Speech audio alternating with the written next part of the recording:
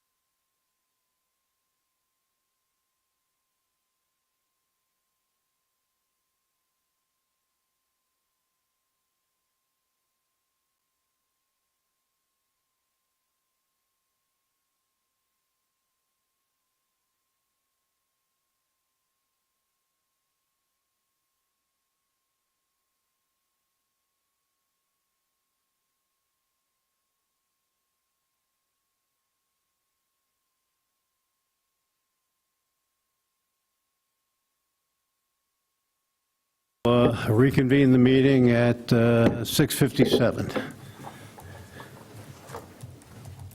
Well, we have to have a I motion. was going to ask if you need a motion to read. Come out of closed So session. I would make a motion to come out of closed session. I'll second. You seconded? Oh, okay. Motion by Tracy, seconded by Rod, to rise and come out of executive session. All in favor? Aye. Opposed? Need a roll call for that. You need a roll Because we call? roll call. You can do a roll call. I don't think you need it, but you can do a roll call. It would. It doesn't hurt. Bartlett, Yes. Kivel, Yes. Gonzalez, Yes. and Ewan. Yes. Okay, that done, we'll reconvene at 6:58. There we go. Love that thing. Anyway. All right. Back to our agenda. Okay, that being said, back to approval of the agenda. You already It did was, that. excuse me? You already did that, We're in public comment. yeah. We did the approval? Yeah. Oh, I'm sorry. I thought, okay. All right. Okay, let's have the first public comment at 6:58. Good evening, members of the board. Thanks for everything you do. I know your job is not an easy one. My name is Mary Thompson, and I live at 5551 Scout Camp Road. I'm speaking tonight as a general comment here first to suggest a future amendment to our local zoning ordinances, specifically regarding how the township manages approved variances near waterfronts and wetlands. I know this isn't the board to bring it up, but it is the board with the most experience in this issue, and I'm hopeful that the members here will discuss this with other township officials. I will also communicate this with the planning commission as well as our township supervisor. Currently, I've noticed a gaping hole in our system between the issuance of land use permits and the actual construction code compliance. Once a variance is granted, nobody from the township is actively, that I know, actively verifying that builders are adhering to the approved setbacks and conditions issued in land permits that they actually build. They're simply not following the approved setbacks sometimes. I think this explains a lot of the problems, the historical problems that I've seen. Furthermore, when a variance eliminates a setback entirely, there is literally nothing left to measure on this ground, creating a regulatory blind spot. We need much more strict compliance to fix this. To address the loophole, we need to update our ordinances to require a structured mandatory follow-up process throughout construction. Moving forward, the township should mandate inspections at 2 critical stages for any approved variance. First, at staking to physically verify exact footprints on site before any ground is broken. And second, at framing to ensure that the physical structure strictly matches the approved variance dimensions before the final finishes. Additionally, for any variances granted near sensitive environments like wetlands, our ordinances should automatically require applicants to hire a geotechnical engineer for soil borings. This ensures the soil can structurally support the proposed building before permits are finalized. Finally, we should update our rules to mandate extra enhanced soil retention requirements for any project this close to the water, closer than 50 feet, for any project to prevent runoff. Updating our ordinance in this way will provide the structural and environmental oversight our community needs. Thank you for your time and attention on this. Thank you.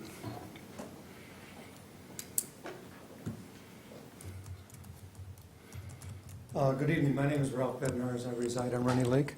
Are you going to reopen the public hearing for? Yes, Okay, so I'll reserve my comments until then. Thank you. thank you. Anybody else?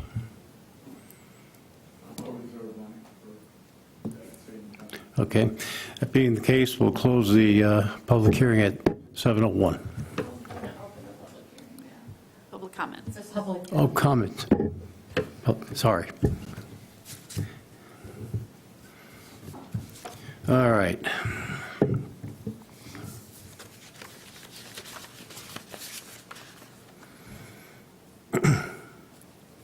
Correspondence? Yep, you received 3 emails related to this, one from the Watershed Center and two from residents that have all been distributed to the ZBA email list. Okay, thank you. Reports, Township? Yeah, and I apologize, I didn't bring my last agenda, but it was a reports meeting, and then we also had, our audit was presented, and we had, I forget what they call it, but clean audit, and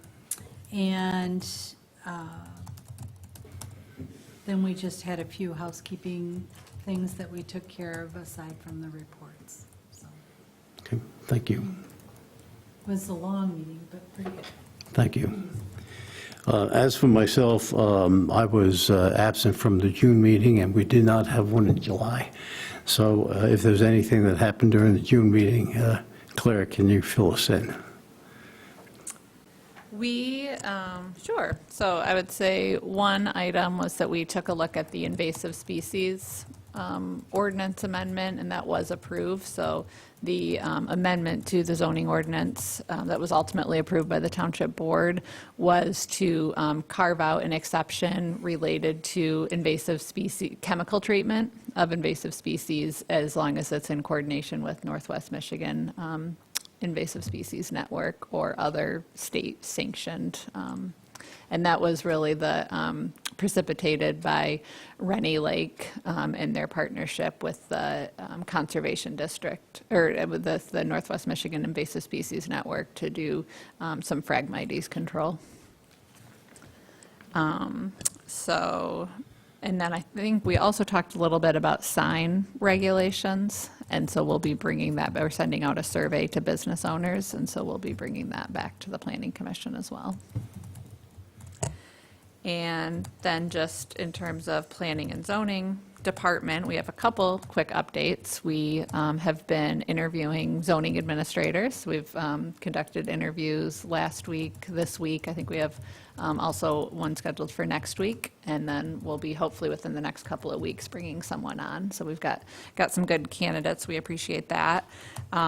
We do have an open house for the 3 Mile Trail. I think an email went out inviting all of our boards and commissions, but that's tomorrow afternoon from 4:30 to 6 o'clock. All members of the public are welcome. It's for the 3 Mile Trail extension. It's at the Grand Traverse Regional Land Conservancy. There'll be a short presentation and then just an opportunity to see plans for the trail expansion, as well as East Bay Township Safe Routes to School trail system. And we awarded the contract to Elmer's for the Safe Routes to School project, and we will be breaking ground on that within the next couple of weeks, which is really exciting. They'll also be likely assisting with the Civic Plaza. They were the only ones to bid, so Township will likely be awarding that bid as well. So, and they'll be coordinating that with the Grand Traverse County Road Commission project, the Hammond reconstruction. So those are all the updates I have. Some good stuff. Yeah.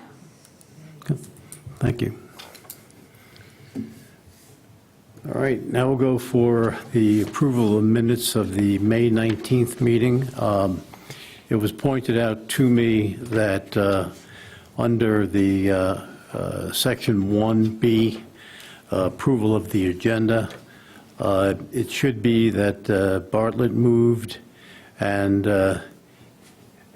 John approved and seconded. They had the reversed. Other than that, that's all I had. Does anybody else have any issues or changes, corrections? Make a motion the minutes be accepted as presented. Support. Okay, moved by John, seconded by Tracy to approve the minutes of the May 19th meeting. All in favor? Aye. Aye. Opposed? Thank you. All right. On to the business. Okay, this is variance 3-26 for Diane Remstein and Jeffrey Johnson, applicants and owners of a parcel of land commonly known as 5314 Scout Camp Road, Traverse City, 49696. property number 03690-023-00, located in the Lake Zoning District. The applicants are requesting two variances. The first request is from the requirements of Section 31G4 of the East Bay Township zoning standards that mandates a 30-foot front yard setback to be established. The applicants are seeking a variance from Section 31G4, Lakes area front yard setback of up to 18 feet.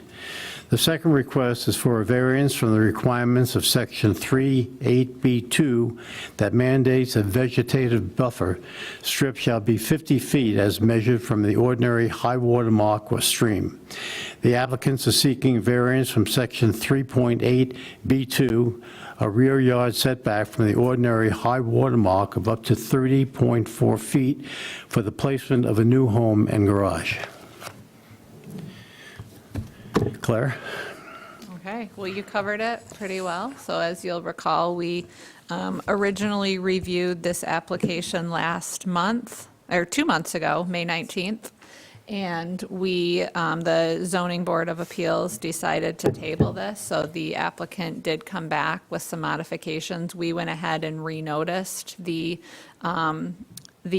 request just because there was a reduction in the setback from the front yard, or from this, in the front yard setback, but there's been an increase in the setback that they're looking to provide from the water. So they're moving further away from the water, but closer to the road. So we did renotice it.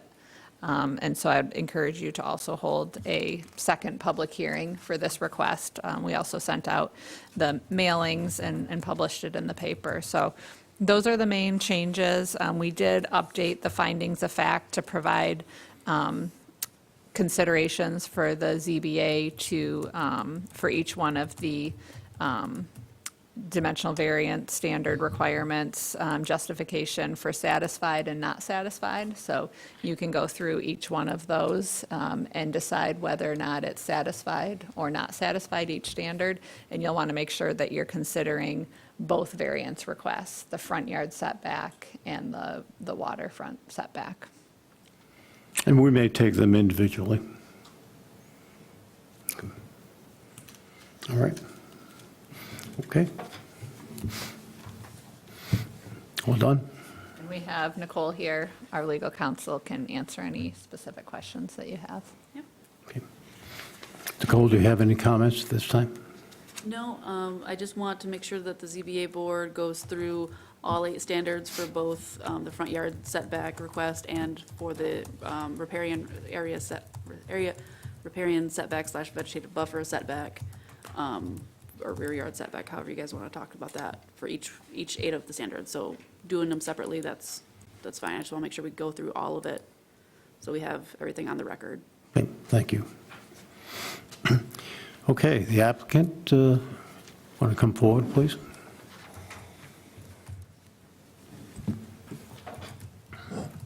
Good evening. Is that working? There we go. Okay. My name is Mark McKellar. I'm attorney at Kuhn Rogers in Traverse City. I represent the applicants.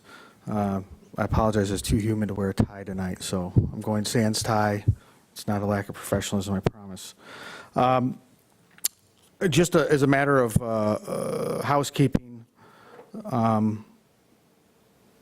I assume we'll have an opportunity to present here, hear the public comment, and then at the public hearing, and then maybe answer any questions for clarification from our perspective after that for your guys' deliberation. Is that appropriate? It's typically what I've done, but I just want to make sure.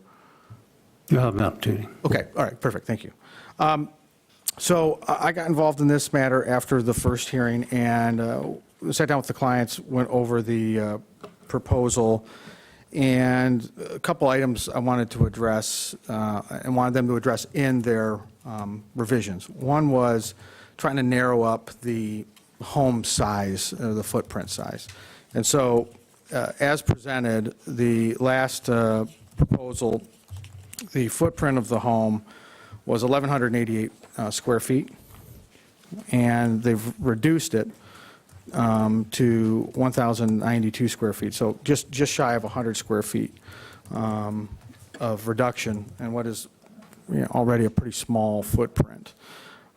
Additionally, those reductions were a narrowing of the home by a foot, and then to move it 2 additional feet closer to the road and try to gain some increase in the setback area from the water. So we gained an extra 4.4 feet from the water at its closest point, and we gained another 3.7 feet inclusive of the 2-foot setback. So we've actually gained more area for the townships and the protective areas by moving it to 2 feet, but also shrinking it up in size.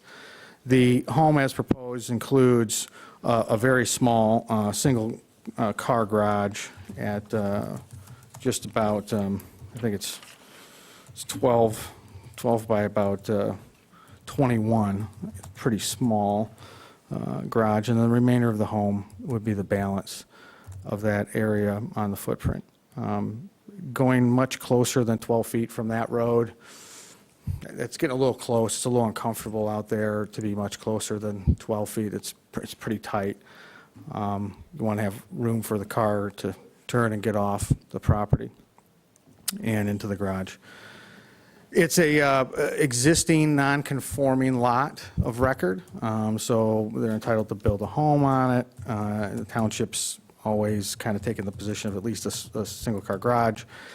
This is a very small one, again, at 21 feet in depth and about 12 foot wide. The main issue is that the entirety of the parcel is encompassed by setbacks. You couldn't build anything here with the current setbacks. I think there's some confusion regarding the adjacent parcels that are owned. One is they do own 2 other parcels in the vicinity. One is not contiguous or adjacent at all. It's separated actually by 2 separate lots, back lots. And the other one is separated by the road.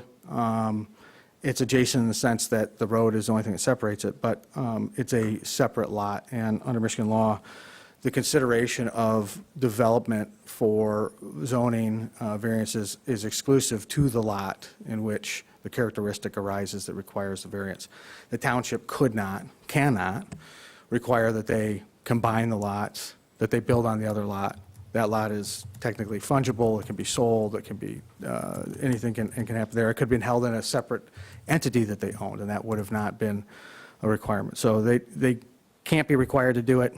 And law is very clear that the consideration is within the confines of the physical separate lot.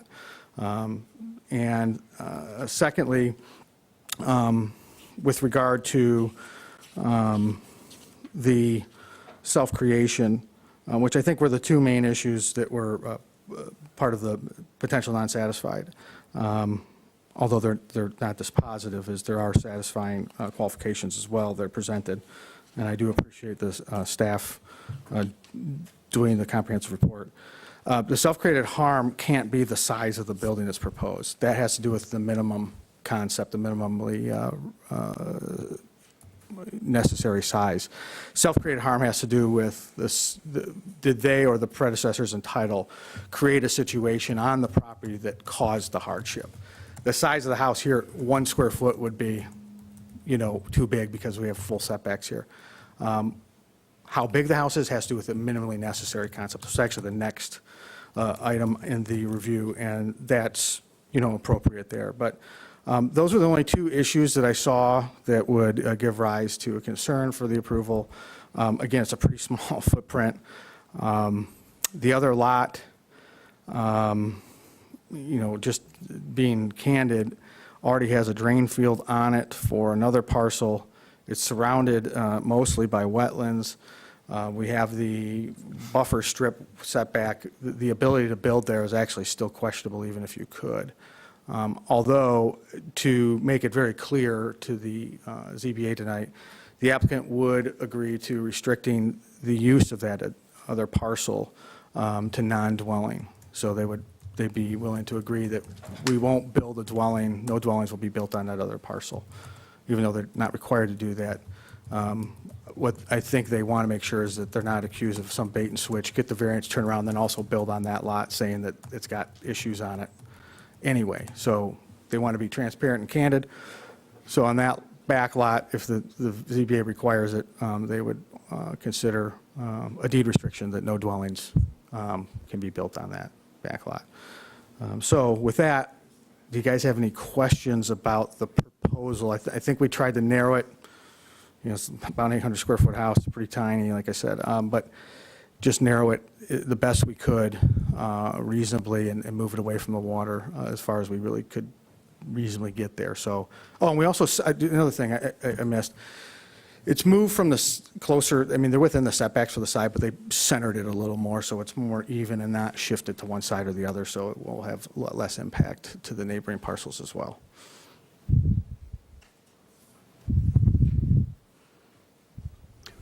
Any questions? Yeah. Questions? I have a question. Previously, and by the drawing submitted, there is not well and septic noted that on that parcel. Previously, we were told that that would be on across the street or something. Is that still a viable plan, or, I mean, because they have to get all the permits. I don't know if they are thinking now they can get it all on this property with the frontage and no, basically. Yes, so the advantage of them owning that lot there is that it does perk the back lot. They would have a drain field easement under the road, which is pretty common and in several municipalities in here. So yes, the drain field would be off-site behind, and then I believe the well will be on-site at this point in time. So there'll be certainly well enough isolation distance between those items, and they can control it. And certainly, they couldn't get a land use permit even if you approved the variance without proving that they had health department approvals and located. Right, So, yep, right. yep. I understand that, but I was just, we weren't. It's tight, yes, yeah, it's not on it, but yes, it would be consistent with the previous proposal, off-site on the other parcel. Just to clarify, you said the well would be on-site. Yeah, it's anticipated to be on-site, yes. Thank you.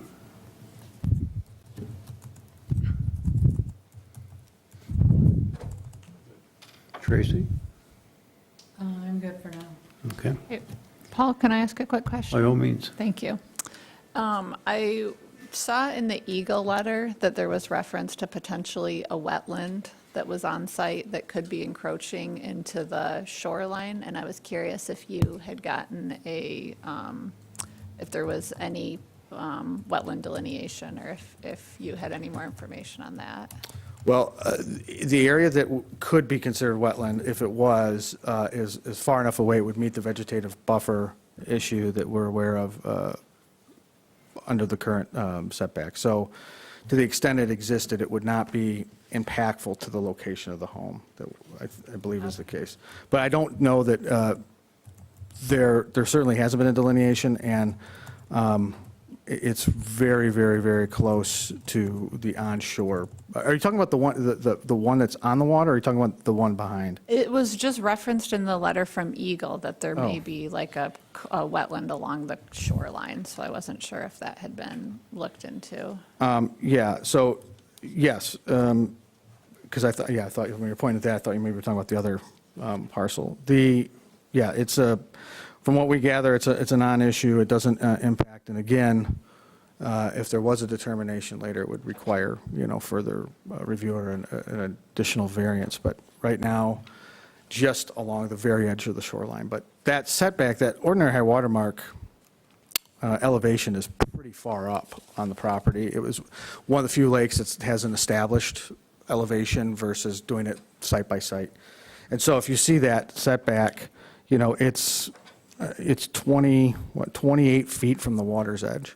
So that wetland, on average, that wetland area, if it were wetland, is more than 25 feet away from the proposed building, even if it was identified as wetland. So that's our position. And luckily, that's the situation we have here.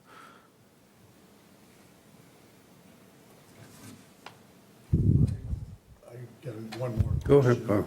Go ahead. In the drawing here, we are showing just, and the new drawing doesn't have the garage delineated on which end. I know you said it was 12 by 21, but anyway, The other thing I noticed is there are no decks, no nothing listed. I don't know, I mean, with that vegetative barrier, it's a vegetative barrier. Correct. So, I mean, that wouldn't be allowed to have hardscape, whatever, out the front. I mean, is that, we're not seeing any home plan or anything, we're just seeing these lines. Correct. I'm guessing somehow somebody's got to get out the front door, or, Yeah, so I would think that there would be, within the overhang would be the set of steps for the home along a path which will be like an impervious. You could have an impervious type of surface in the road setback. But hardscape, I understand. I mean, let's put it this way, there will be a driveway, right? There will be a driveway there. But all driveways are in the setback area. right. Right, Well, but yeah, what I think- wasn't asking about driveway. Yeah, I don't, About yeah, steps and steps and. couple steps, you're not going to have the patio or anything like that. Your setback measurements are not to the overhang, they are to the house itself. Correct. Yep. So just saying that nothing can be in that vegetative barrier. Well, I would think a singular step would be appropriate at the door, but, Okay, yeah, I see what you're saying. So, you guys tell us, I guess if we need to, I think you can have a 1 foot over, or 2 foot overhang. right, this would be it wouldn't be part of the structure, it'd be separate, it'd be an independent, like, cast step. So I didn't think, as long as it was within the overhang, I wouldn't think it would be an issue. If it was part of the building attached to it, a patio, a big land, like a 6x6 landing area, I think. But I guess a clarity would be great for us too on that. I don't, well, and clarity for us, I mean, Yeah. because if they are going to put on a 24-foot deck or something out the front, you can't. correct, 100%, And it's understood. not in the plan, and Yeah. I'm just making sure everybody understands it's, Yep. There's things you can do out front, you just can't, you can have, like mulch pathway down to like a certain area, and you can't cut any more vegetation in the buffer area. You can have a fire ring that can move and things like that, and, seasonal chairs, but having structures or like a concrete sidewalk out there and a 15 by 20 wooden deck would not be permitted, yes. we know that's not in the Yes. Yep. in the ordinance. So Yep. Through that wetland, it's pretty off. Yeah. Yes. I have a question on that. From the, I guess, if you want to call it the back of the house facing the lake. Okay. There are a number of trees. I presume those trees will remain? You guys have any, the ones between the house and the lake? Whatever ones we can keep. We don't want to take anything out that doesn't have to come out. We want to Don't they have to put it, trees that are there. take it out? But there is some trees that have to come out for that. If you go out and see what that. Well, I saw the stakes, and I obviously know that there's some trees within the stakes, so they, unless you're a real tree lover, they're going to be coming out. But all the trees that were between what would be the edge of the house and the lake, I presume are going to stay. That's what our hope is, yes. Well, to the extent that you remove something within the, outside the approved building site through excavation, that can be inventory and we can replant something that's appropriate planting within the landscaping list and things that's the approved, or at least non-invasive species. So I think we can certainly commit to that, that if, to the extent anything is removed for the necessity of placing the footings or foundations, it would be, but, yep. But I don't mind putting that on the record here so it carries over as a condition once it hits Claire's desk or something like that. Are there any further questions right now? Okay, thank you. Thank you. Bring it back.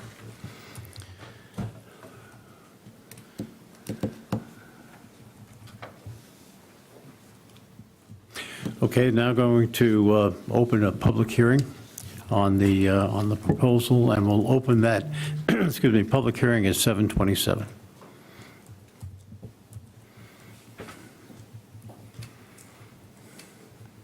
I'm Gary Brandt. I live out in Rennie Lake.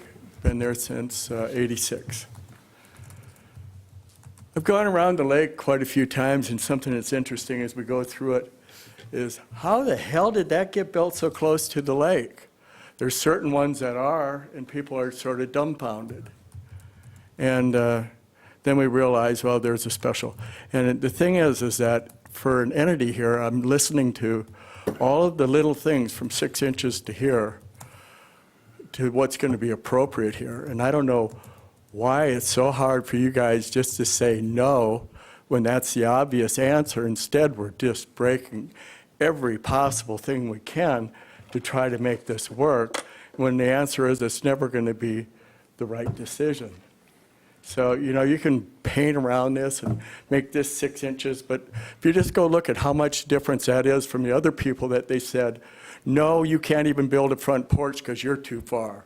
And so the thing is that this just seems to be, for me, someone bought a lot that most likely wasn't going to be developed, and now it is. And so now we should probably weigh what your basic subsidy is on this by giving them the approvals they need to be able to make that lot worth a lot more money than anybody anticipated.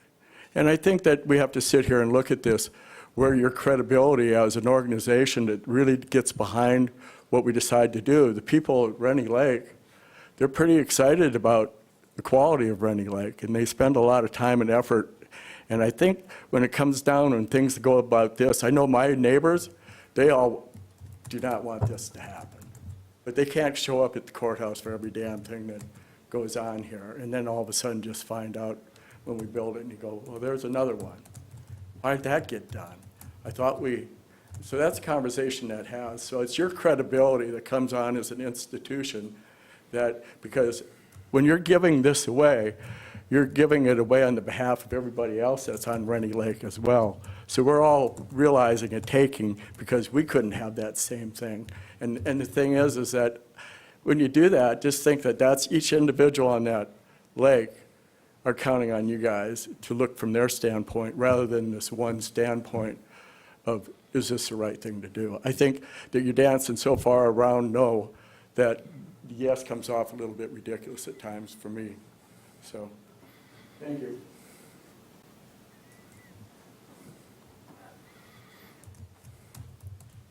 Good evening again. My name is Ralph Bednars. I reside in East Bay Township on Rennie Lake, and I'm here to comment on the same item tonight. Let me say that the redimensioning and the repositioning of the footprint with the new survey, certificate of survey, doesn't change at all my comments from May. And those are been recorded, so you can re-listen to those. But I would like to restate that I totally understand the desire for the applicants to build a house and live on Rennie Lake during their retirement years. However, this subject parcel of vacant land does not have the size and dimensions to build a proposed house and to provide for the protection of the lake. I know you've all seen the revised survey dated June 24, 2026. This revised survey locates the redimensioned and repositioned house garage footprint and indicates the requested setback variances. It also includes the current 30-foot roadside setback and the side lot setbacks. But again, the professional surveyor does not include the 50-foot lakeside setback, which I stated previously in May.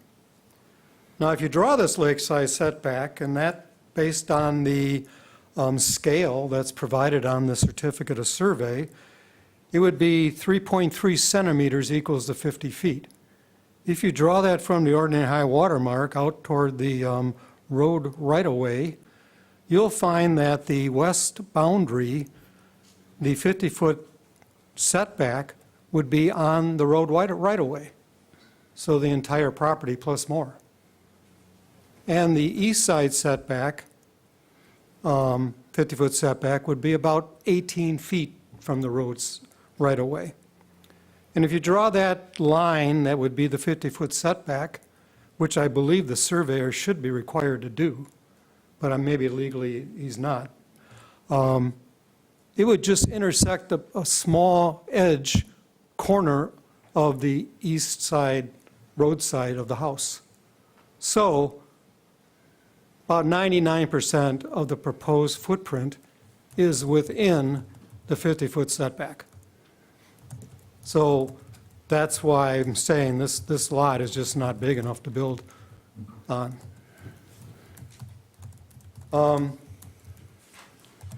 If you look at the findings of facts and staff's comments, statements, they say, and part of this is that granting a variance allowing a principal structure to encroach approximately 30.4 feet into the required 50-foot vegetated buffer, and again, this would be 99% of that footprint, would substantially impair the purposes of Section 3.8, which we all worked very hard to produce and to get approved.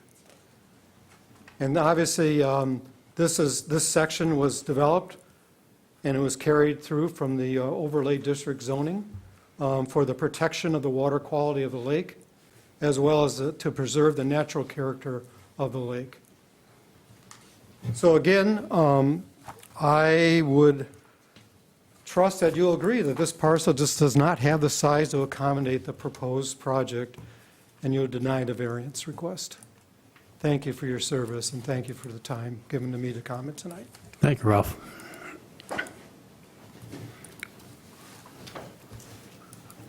Hello again, Mary Thompson, still live on Scout Camp Road in East Bay Township. I urge you to deny this variance request or table it until a certified health department septic permit has been granted and presented to you. If you choose to grant this, you must strictly oversee the building phase, as I mentioned in my earlier comment.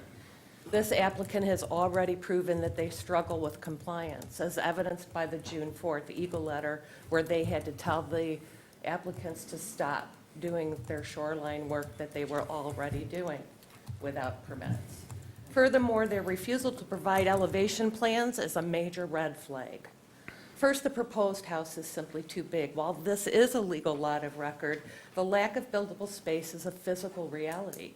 Under Fredericks v. Highland Township, the Michigan Court of Appeals confirmed that personal layout preferences, such as wanting a larger house with room for company, do not constitute a legal practical difficulty. Hardship must stem from the unique physical characteristics of the land, not the desires of the owner. Fortunately, East Bay Township recently eliminated minimum building size requirements. The applicants can legally build a tiny home. Under Section 804 of our ordinance, the ZBA is required to grant only the minimum variance necessary to afford a basic residential use. The minimum variance for this fragile lot is a one-bedroom tiny home, max square feet, no garage. Under Risco v. Grand Haven, the Court of Appeals established in Michigan that a property owner does not have a substantial property right to a preferred design or a garage if it forces an excessive violation of setbacks. Second, there's no septic permit or application to date. Pumping raw sewage across a public county road, around a protected wetland, and up a hill is a high-risk engineering anomaly. Eagle confirmed to me that while this is technically possible, such lines are so cost prohibitive that they're rarely attempted. If the health department denies this route, this project hits a legal brick wall, forcing a total structural redesign. You can't calculate the minimum variance necessary when the basic infrastructure is still a total unknown.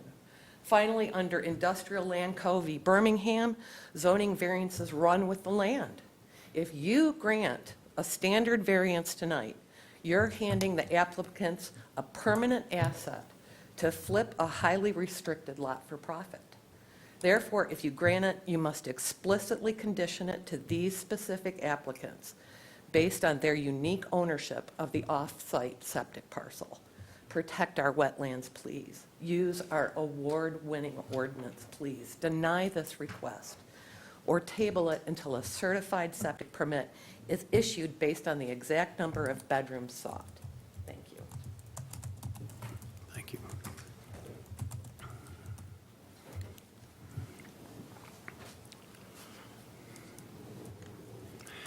Mr. McKellar, I promised you a couple minutes to rebut if you have anything.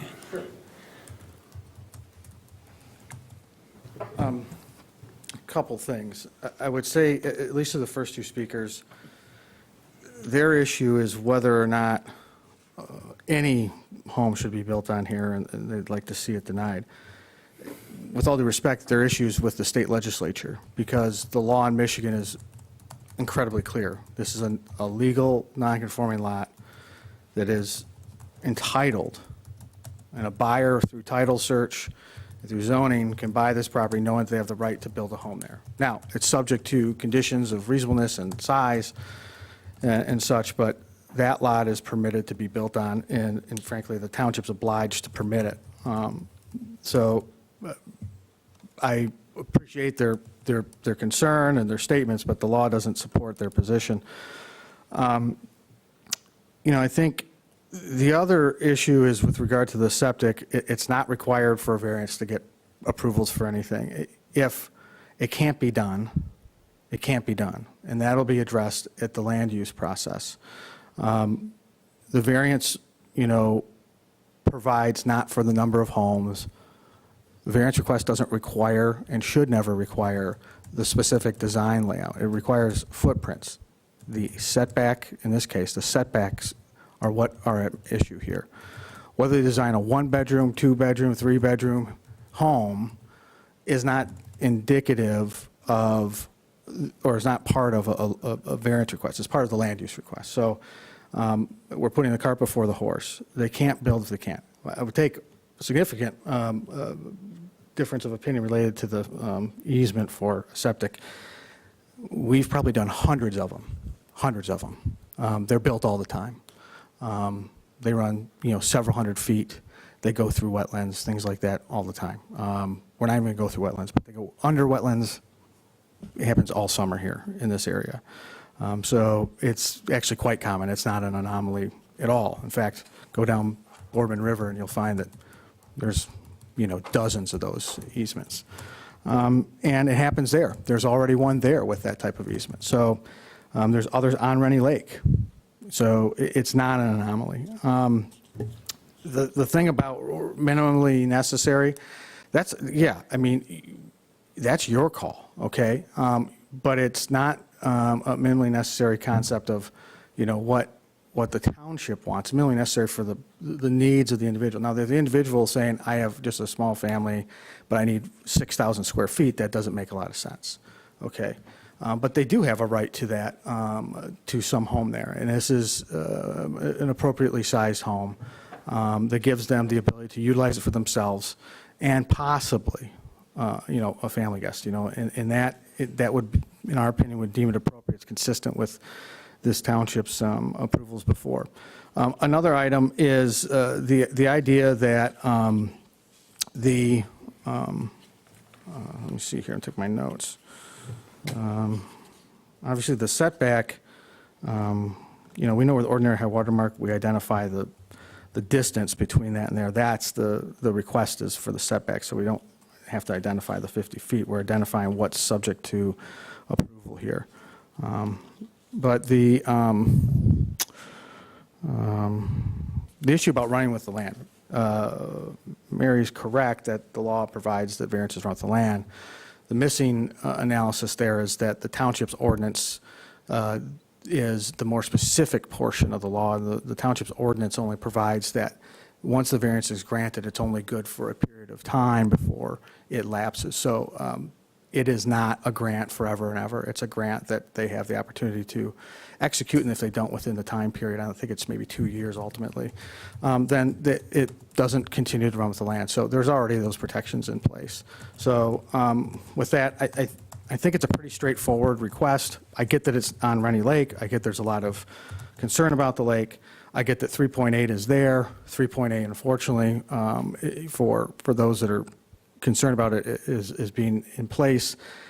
It is trumped by the law in Michigan that provides that a legal non-conforming lot is permitted to have a building on it. And so you put in place what you can. In this case, another thing our clients have offered is there's kind of improvements in the vegetative area.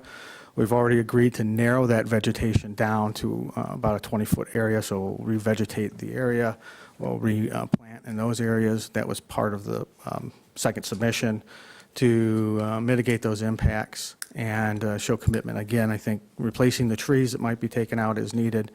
And listen, I haven't done a project here where, Claire and everyone hasn't held us, right to the light to process it. So I'm confident that you guys have the things in place. They're always welcome to verify compliance. We just want to get the request and this small home approved.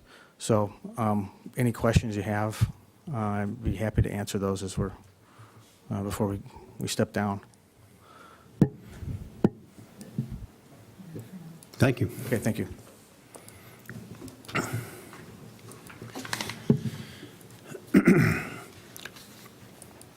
Okay, let's bring it on back to the board. You're going to state the time that you closed the public hearing? Oh, I'm sorry. Thank you. That's why we have an attorney here. Thank you. We'll close the public hearing at 7:43.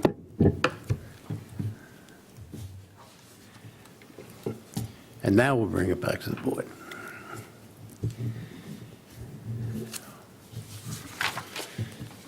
All right.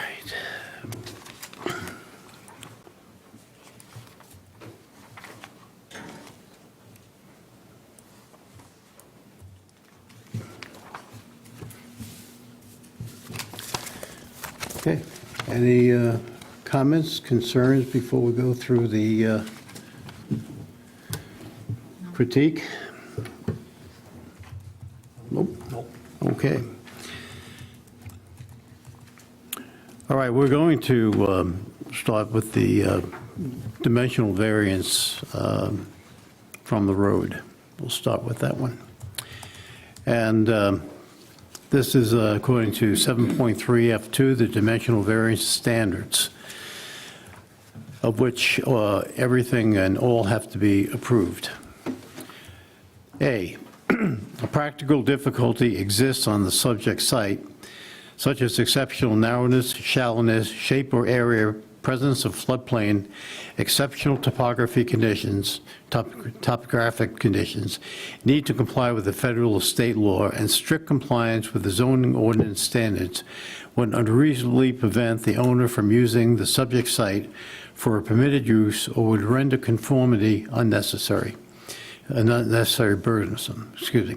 Demonstration of a practical difficulty shall have a bearing on the subject site or use of the subject site and not to the applicant personally. Economic hardship or optimum profit potential are not considerations for a practical difficulty.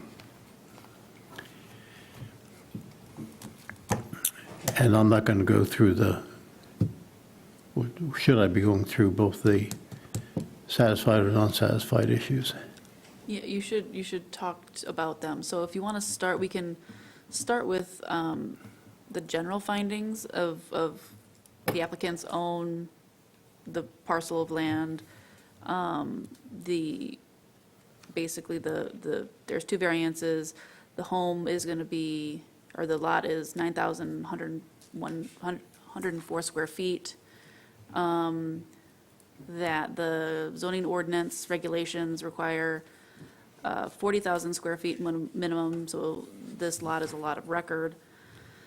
And a lot of record can still have uses on it as of right. And then the proposed use is a residential development. And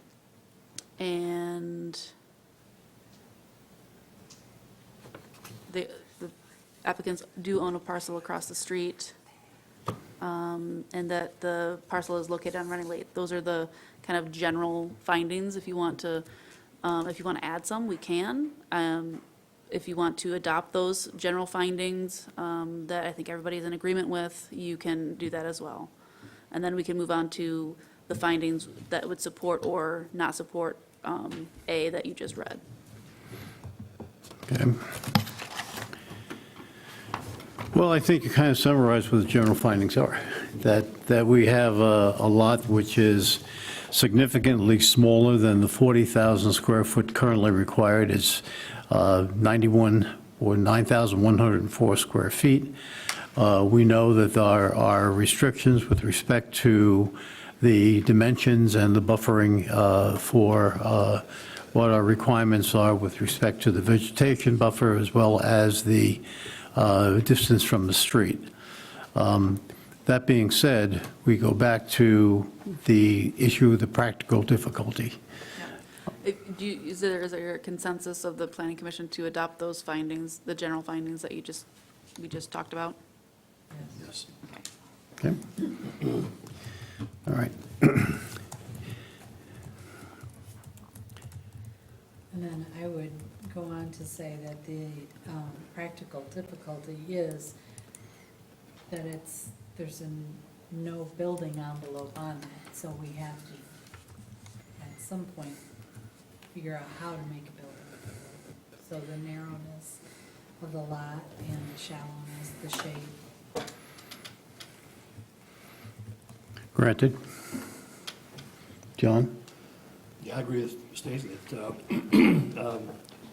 the lots, the practical difficulty, the township platted that back in the 50s, I believe, and there's a right to build on it as a residential area, so that would be I think this is satisfied as just the size of the lot is it's impossible to build on it without having a variance. Okay. Rod? I obviously agree. It is way small, but they have the right to build something on it. Yes, okay. And so I would say that That's that. satisfied, John, satisfied? Yes. Satisfied. Okay, we'll say that under A is a satisfied condition, given the restrictions of the property and the lot.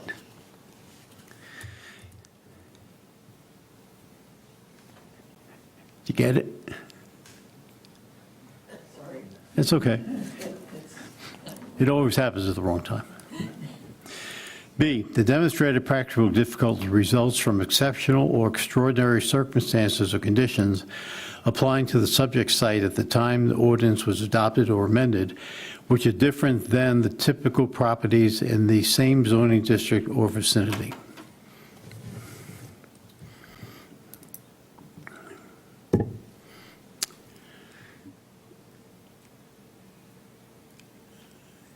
I don't think this one's unique.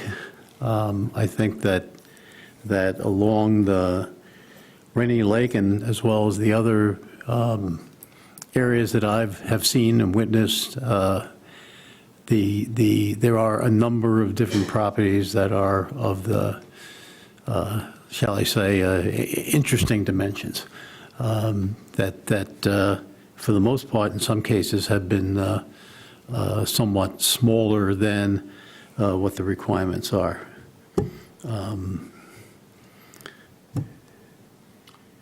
I think a lot of this refers back to 1956 when they were making campsites on the lake, not homes. And so they made these very small lots, and now we're trying to put homes on those campsites. So, I mean, I don't know what we can do about it. It's what they platted. Yeah, I agree with Rod that it was platted in 56, and they have the right to build a house on it or a dwelling, and we just have to figure out the best way to do it. So, certainly not their fault that this lot's that small. No, I agree. I agree. I mean, that's the offset. It may be the same as others, but nonetheless, it is what it is. So, you say it's satisfied? So before we go on to that, I just want to clarify for the record and everything. that your guys are finding that the practical difficulty arises from the parcel's unique dimensions and legal status as a pre-existing platted lot established in 1956, long before the current zoning standards were adopted. Is that the only finding you're wanting to go with, or do you want more findings for this standard as well? If there's a couple more that we have that would necessarily support it, would be that a practical difficulty arises from the exceptional physical characteristics of the lot itself, including the limited size, shallow depth, the waterfront configuration between the public road and the lake. Another option would be that you would find that the condition on the subject property differ from the conforming lakefront parcels in the district. There might be some other non-conforming ones. I don't know, I don't know what other findings of fact that you guys want to adopt. We also have an option that would not support this standard.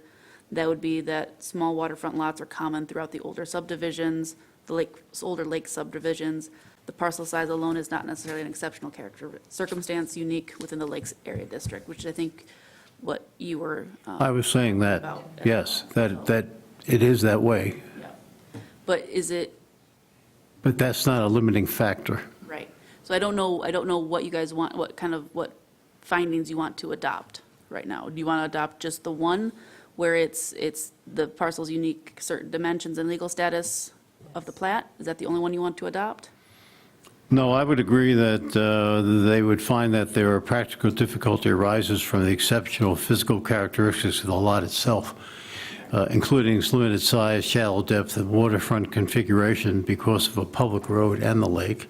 I'd also agree that the ZBA finds that the conditions on the subject property differ from conforming lakefront parcels in the area or in the district.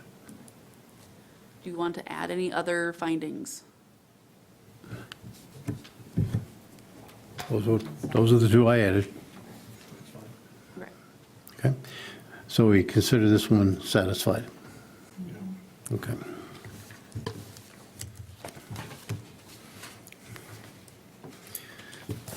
Sorry. C, the applicant's problem is not self-created.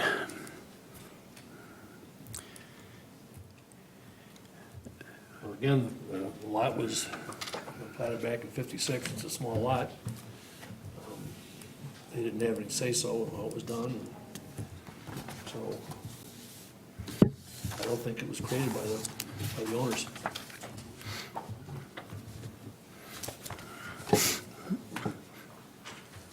Rod? Okay. I agree.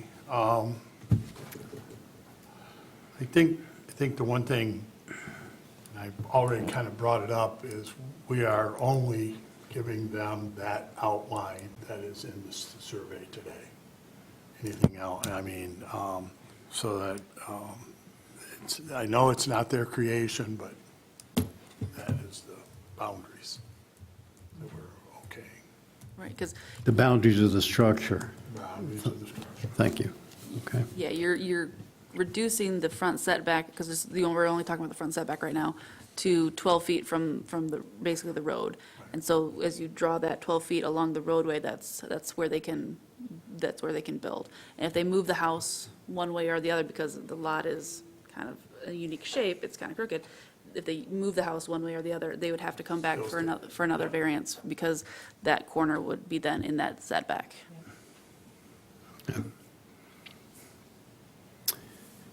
Tracy? Yeah, I would agree. John? Yeah. That's satisfied. Okay. Okay. That is also satisfied.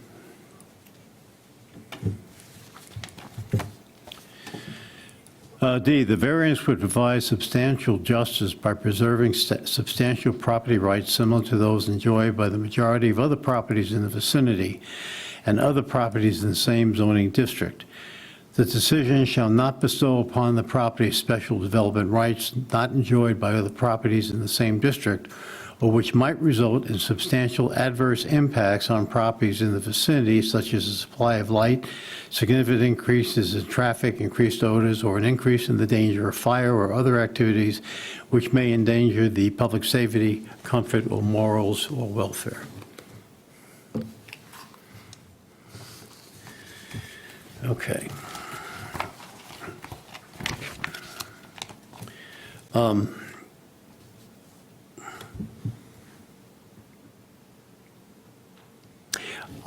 This is where I have to maybe feel that we, as a township, spent a considerable amount of work on, and effort and debate in deciding what the ordinance should be with respect to the protection of the lakes. In 1956, I don't think people had a lot of ideas as to what could happen to a lake if it was not properly protected, for want of a better term. I know in 1956, I sure as heck wouldn't think that way. And yes, I was around in 1956, but I didn't think it was that funny. Anyway, but I think that if we start making changes all around that ordinance and provide these individual buildings to go up helter-skelter either way, then we don't really have an ordinance. We don't. And I think that in this particular case, I'm speaking for myself, that I think that we have put in an ordinance that protects the lakes, and I think that that ordinance should be followed. In some cases, it would be to the detriment of some folks, it would be to the positive of other folks. But nonetheless, I feel that we need to preserve the spirit of the intent of the ordinance. And that's my speech.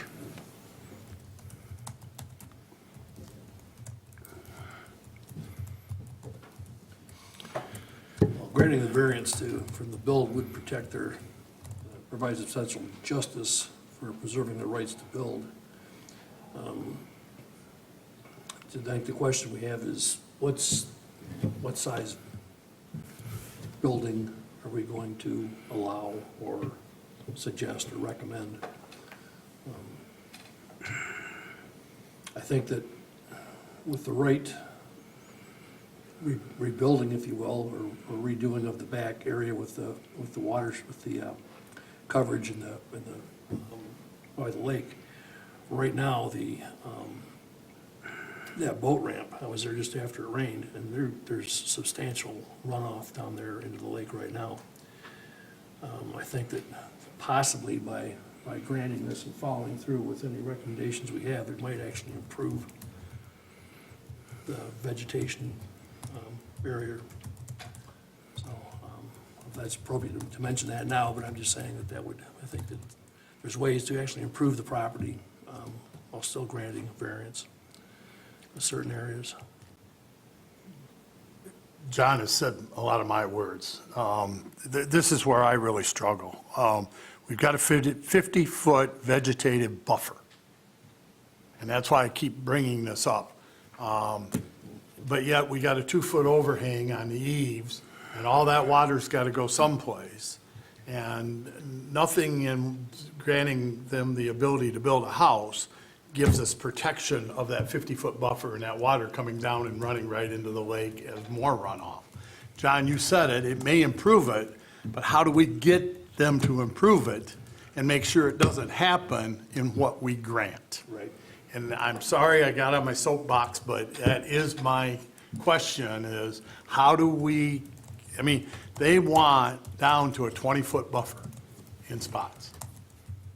And I mean, it's a long way. They want 30 feet of variance, and that's a long way from 50. And I'm having a problem with that. Yep. I just want to remind you that we are just talking about the front yard setback right now. I'm sorry, okay. that's- I'll say Sorry, it. I take that back. Soapbox can come in the next. Yeah, I'll put my- as mine too, but the, Yeah, Thank you. Chairman decided to do one at a time, and so we were going through the front one first. yeah. Okay, the front one may improve. Okay. Well, and I think we have to look at what have other property owners been allowed, I mean, have been able to do on their property, and they have the same right to do that on theirs, so. It's not, I mean, when I looked, there were several garages, there were, you know, they built up, which this doesn't preclude them from building up, so they could build up and put that one stall garage underneath it. I mean, it can all be in one, so I think it's satisfied. I agree now. Thank you, Nicole. Right, you corrected it, so we're satisfied on that one? Yes. Yes, okay. Okay. So just to clarify, I want to know your findings for the front yard setback for D, just to make sure everyone is on the same page. So what are you finding are you finding that the approval would allow development of a legal lot of record in a manner similar to many older lakefront subdivisions, where homes have been constructed on undersized parcels through zoning relief? Variance would preserve reasonable residential use without authorizing a use otherwise prohibited in the district? Are you finding that the revised proposal is modest in scope, consisting, you know, of approximately 840 square foot home footprint and a 252 square foot single-car garage, and does not constitute an effort to overbuild the property? Are those your findings, or are you just saying that reducing the front yard setback would allow for a house to be built? I don't know. I want to make sure that I understand what you guys are saying. So yes to all the above. Yes, they can have a house, and no, I don't think 840 square foot is too small or too big. And I think we have shown prior that a garage is a, I don't know, use of right, I guess, or that most people in northern Michigan enjoy, at least one small garage. Does that help? It does. So I just want to make sure, I'm just trying to type up your last one about that the township has allowed small garages as a use in variances? or- Yes. Okay. I wouldn't say it's used by right, but a normal accepted use. Normal accepted use. Perfect. You guys have anything else to add? I think 1 and 2 are both acceptable, and I would go with that. Okay. Yeah, they have reduced the size of the house, and I believe that the front variance is not as critical to the lake as the, anything else. So we're moving that is satisfied. And you also want the third one that she had mentioned as well for the findings, or just the first two? Is that- The garage is an accepted use. Normal. It's, yeah, I think One Yeah, small garage. one small garage is fine. Thank you. All right, the variance shall be, E, the variance shall be the minimum necessary to grant relief created by the practical difficulty.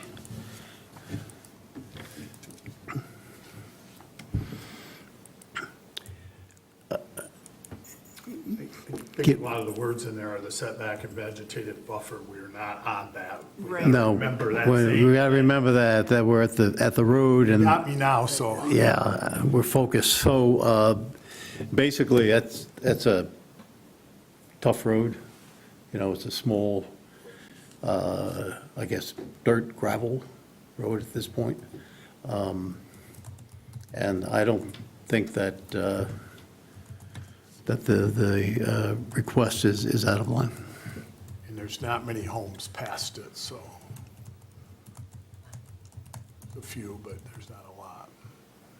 I would just make one comment, is that the variance should be the minimum necessary to grant relief. I think that when you're looking at the setback, you're also considering the area.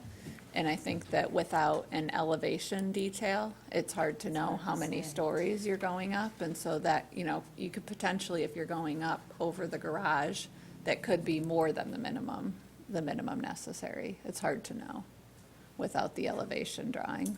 And so do we have to take that into consideration here, or is that at the land use? That would be, I think that would be something to take into consideration here, because if you had a smaller footprint, if you were going up, then you would have less encroachment into the vegetative buffer and into the front yard setback. Right, if there was less footprint, there would be less encroachment, so your variances would be less if they were going to be building up instead of outward.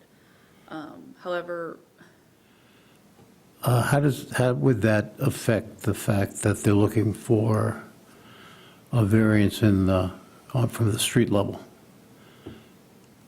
It seems to me that distance back from the street is going to be there, whether it's a one-story or a two-story. that is correct. From the shape of the lot itself, the front yard setback isn't going to change wherever they move the house to.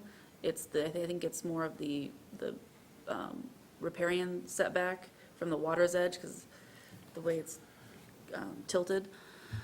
The front yard setback, because this is what we're doing, you're asking, is it the minimum necessary to grant relief, practical?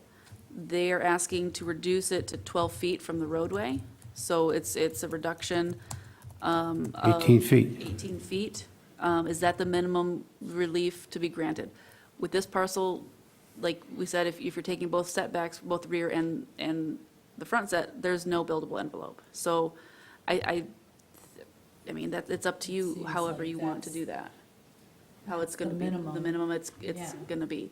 You mean, you can, if you think the minimum would be for the front yard setback would be. 5 feet? Would be more than 12 feet, you can talk about that, and we can discuss that, and you can adopt findings for that. But if you think it's going to be 12 feet is the minimum that they're going to, the 18 feet that they're requesting as a reduction, I think that's going to be the best. Can I just ask one question, though, for clarification? It's, the width is 52 feet. So if it was less width, then there would be, you'd still have that 12-foot Exactly. setback, but you wouldn't necessarily, the extent of the variance would be less, right? Because you've got that, Well, wait a minute. The width would be less, but The variance would be the same. The non, the length would be less, but the width would be the same.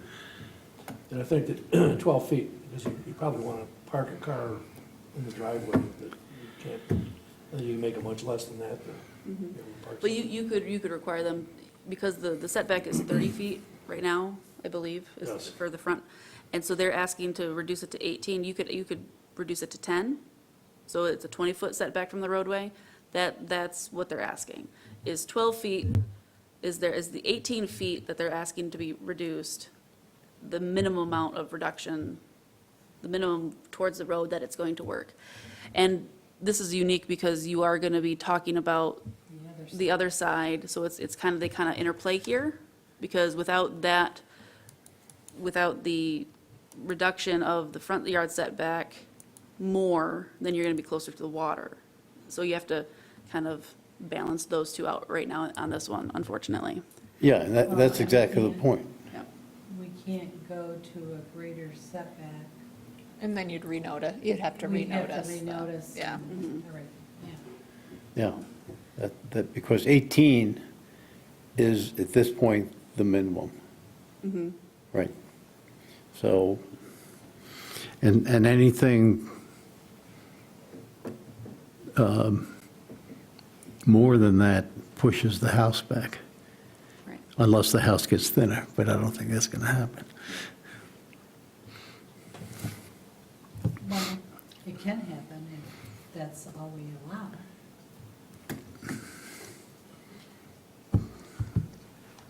True, but I don't know how practical that would be.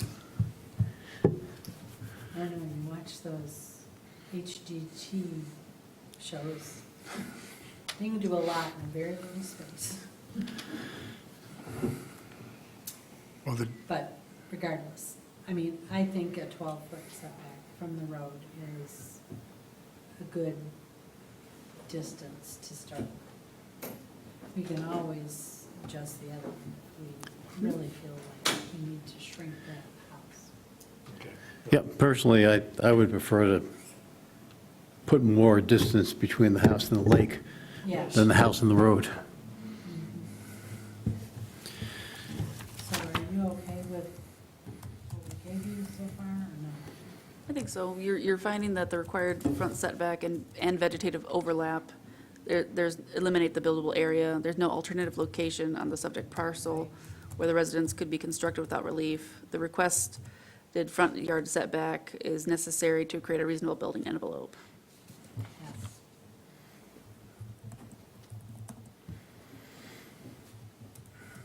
Okay. F, the conditions or situations which necessitate the requested variance is not so general or of such recurring nature as to make the formulation of a general regulation for such conditions reasonably practical.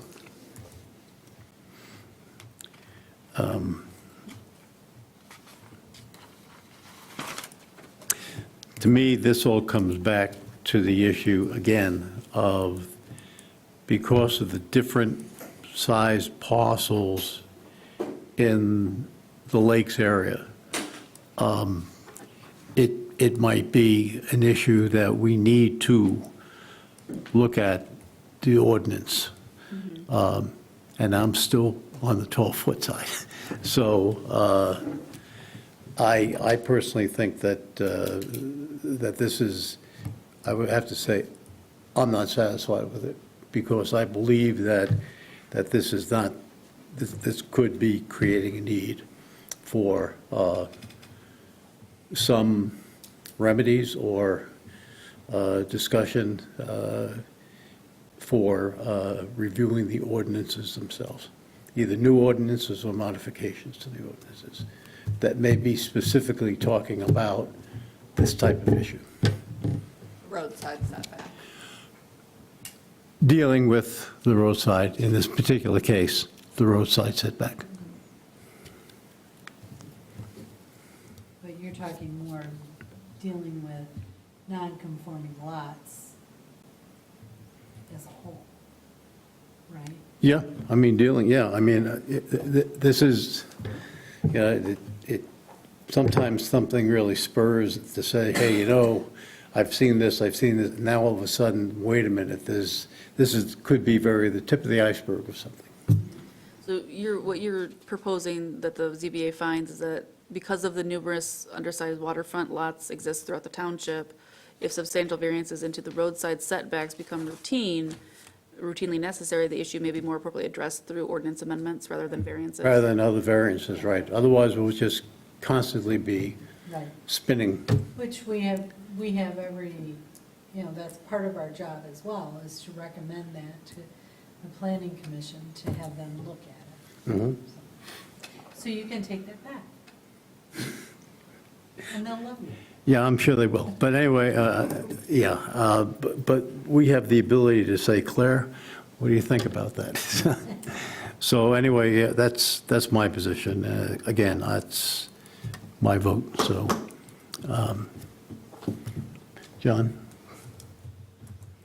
Well, being that that's, I guess, a discussion for another day about another changing ordinance, we're dealing with this variance here in front of us, so I'd say that for now, that's satisfied.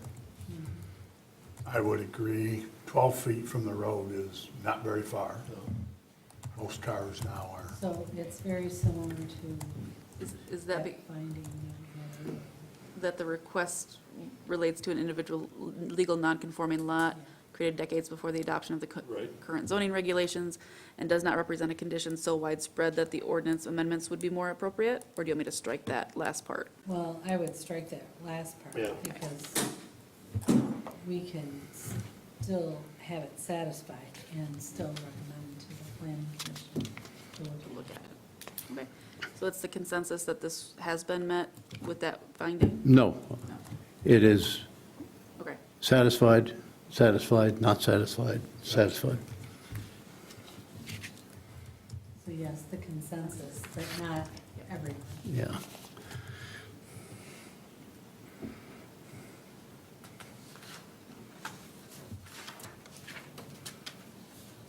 Let me see. So we're on to Moving on, G now, G. top of the page. There is no reasonable alternative location on the lot for the proposed improvements for which a variance is sought, where such alternative location would eliminate the need for the requested variance or reduce the extent of the conditions necessitating the variance.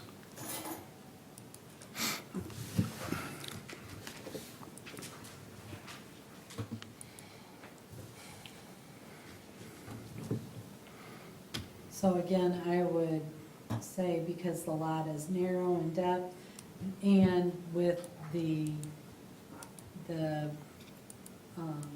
vegetative buffer and the front setback, keep wanting to say road, sorry. It's, there's no other place. I mean, you have to pick a place to put it, and it doesn't matter where on that property, it's gonna have to have some kind of variance, so I think this is satisfying. John? Being that it's 12 feet from the road, I think that's about as close as you want to put it. So just looking at the front setback, that's kind of where it has to go. Mm-hmm. So, I agree, I mean, most cars and things like that, just to park, just to pull up outside your garage door until you open the garage door is 12 feet is Yeah. pretty small, so So we're all I think we're all satisfied on that. satisfied with that. Okay, finally, the requested variance shall relate only to the property that is under the control of the applicant. And I would say that that one is satisfied. That's satisfied.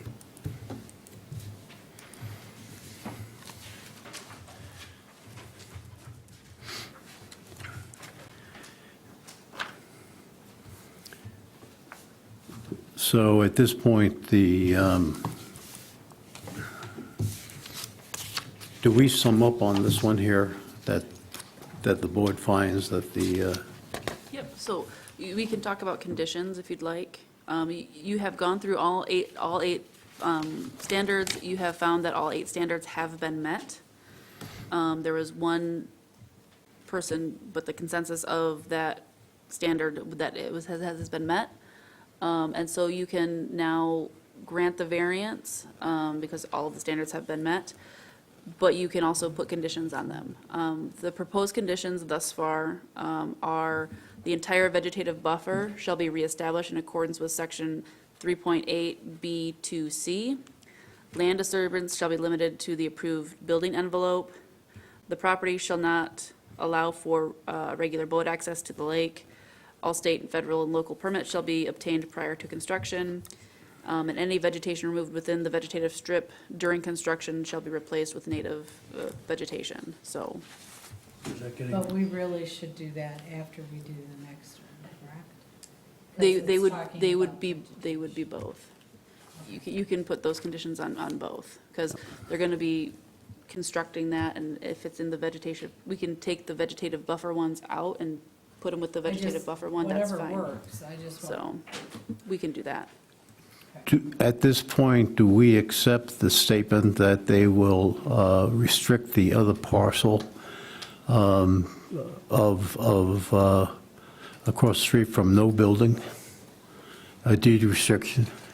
Can we do that? I said, well, it said, can we accept? Is that something that we can say, we accept their offer?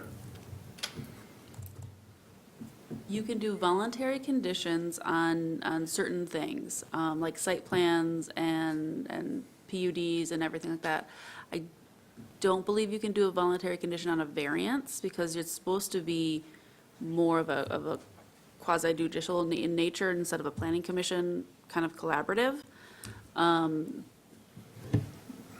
But in order for them to get the local permits from the health department, they're going to need to have some sort of easement or something on that for if that's where they're going to be putting their septic.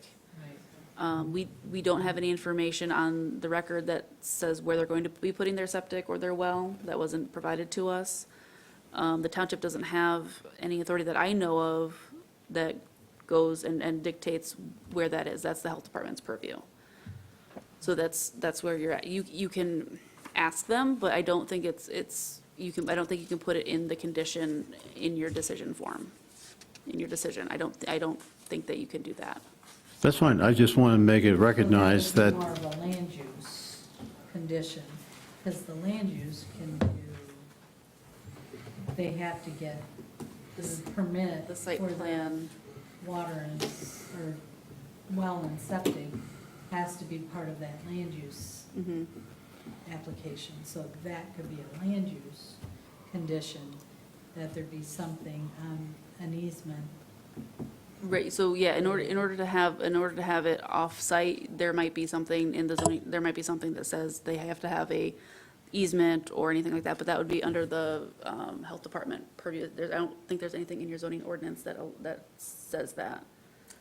'Cause I don't, No, but just from a practical standpoint, we wouldn't issue a land use permit unless there was something legally tying that Yeah, property because to the next their. owner might just say, no, I don't think so. right.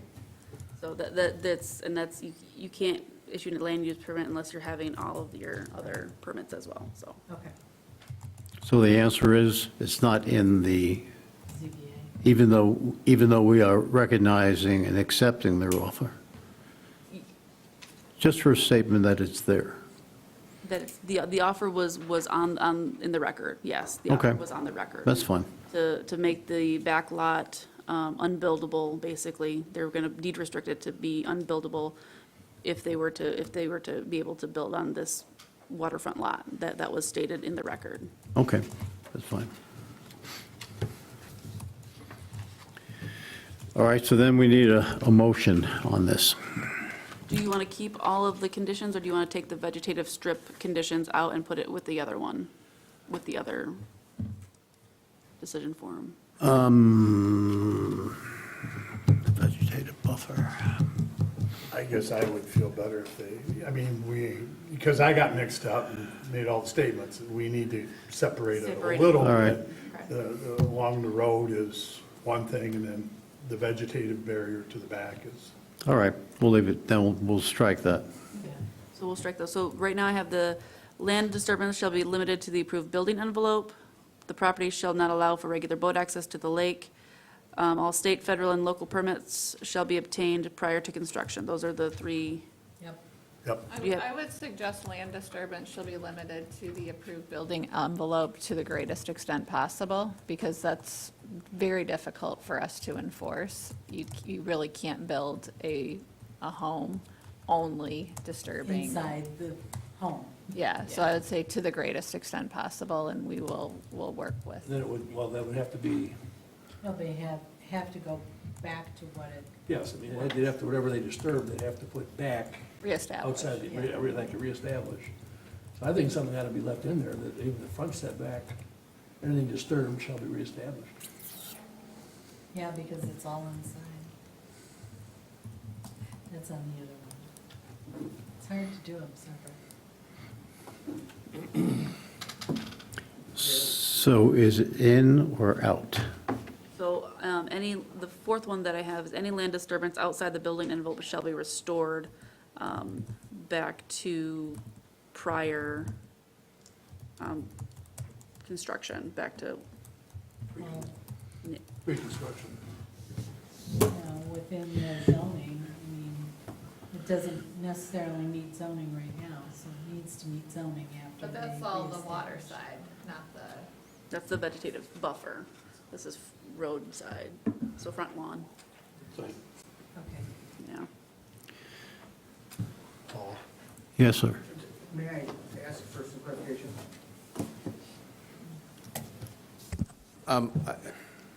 I want to clarify the language regarding the boat activity. I think the concern is that they've got a launching area for boats there. And I think the condition says no regular boat. What's it say? Property shall not allow regular boat access to the lake. There's no public launch on this lake. So how exactly is someone allowed to put their boat in the water if they don't utilize their property to put the boat in the water? So I don't mind having it for seasonal use only, for their use only, not other people's, because a lot of people use other people's launches there. But I don't know how exactly you can actually add a condition that says that they can't, launch boats from their own parcel.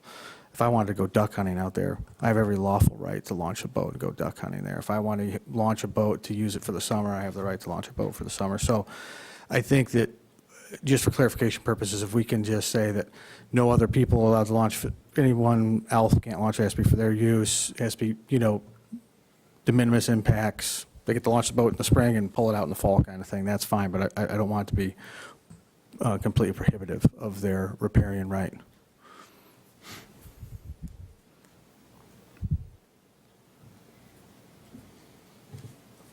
I have no problem with making that clarification. Yeah, I think the purpose of this was that it wouldn't allow for, was it keyhole? Yeah.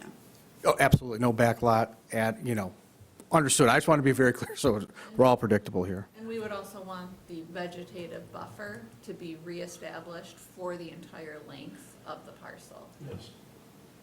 So even if you put a boat over it, you gotta make sure that it doesn't, Low-growing plants yeah.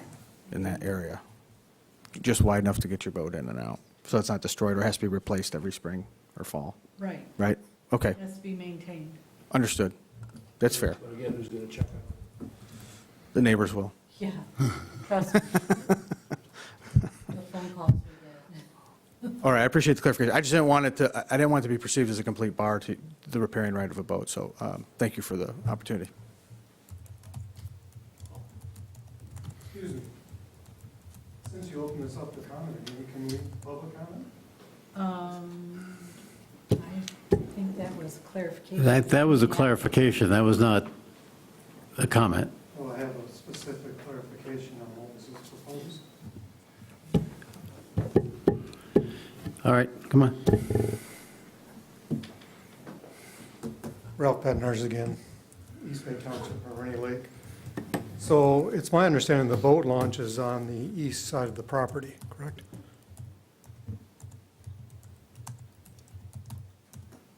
And if that's correct, the deepest part of that property is on the east side of the property. So if you reposition the footprint to the east, you would have less variance for the buffer, vegetated buffer, even though the buffer is almost the whole property. But the east side, there is a little bit of a triangle of that property that's not part of the vegetative buffer. So I think you need to take in consideration, if you're going to talk about the boat launch and the access to that boat launch, that's an area that you could reposition the property or the footprint. Thank you. Can I explain why that's positioned that way? The chairman, I have a updated condition based on the property shall only be used for the property owner's boat, which shall only be launched once per spring and taken out once per fall.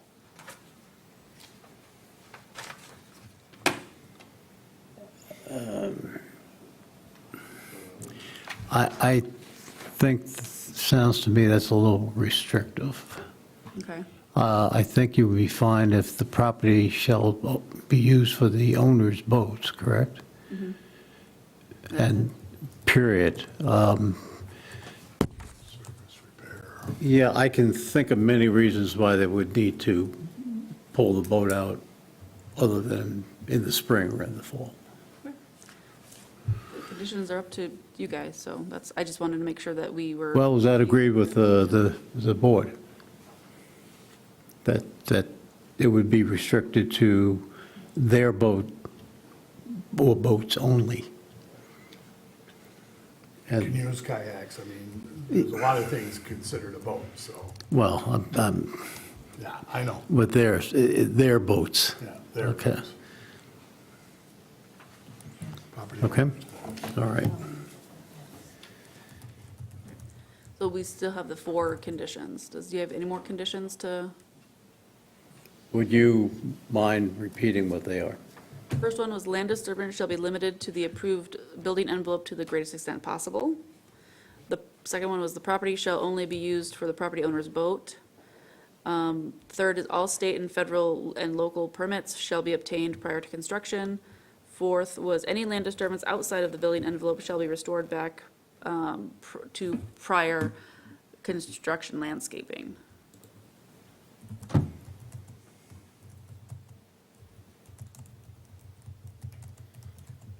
Behind you is a property.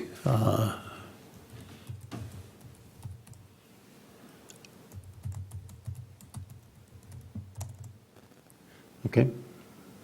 I mean,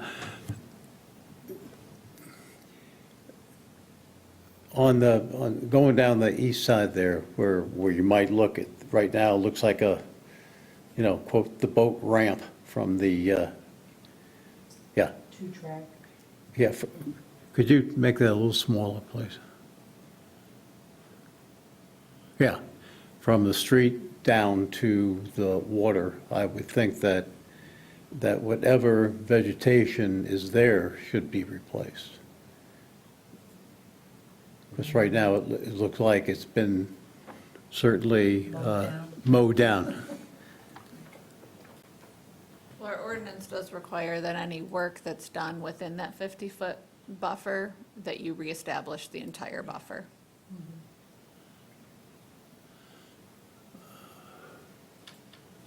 Okay,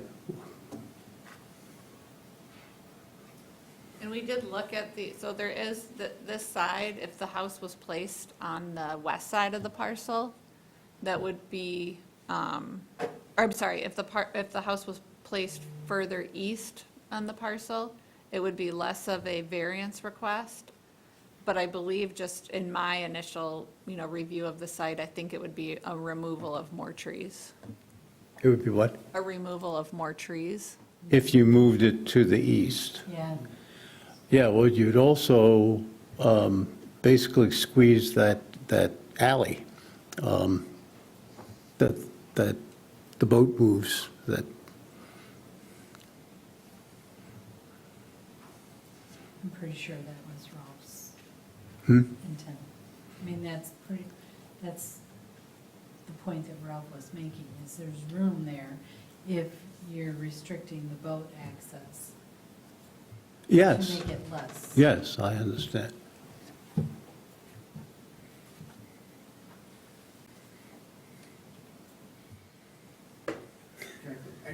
I clarify why that hasn't been moved further to the east? Go ahead. Clarification only.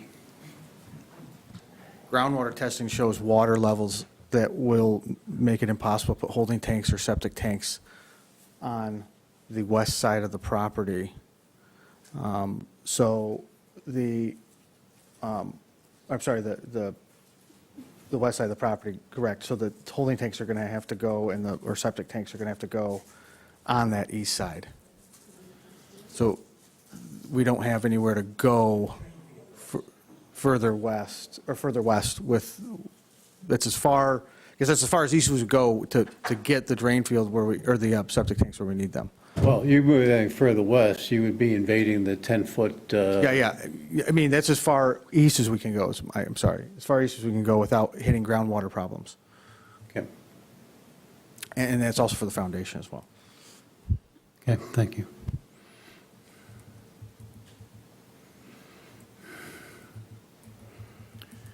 All right. So the tanks, the septic tanks are going to be on site, the field is going to be across the street, is that what? Yeah, typically like a dual chamber, Come back to the mic, please. Yeah, typically you have a dual chamber that then pumps into a pump chamber, and then that will go underground up to a standard field.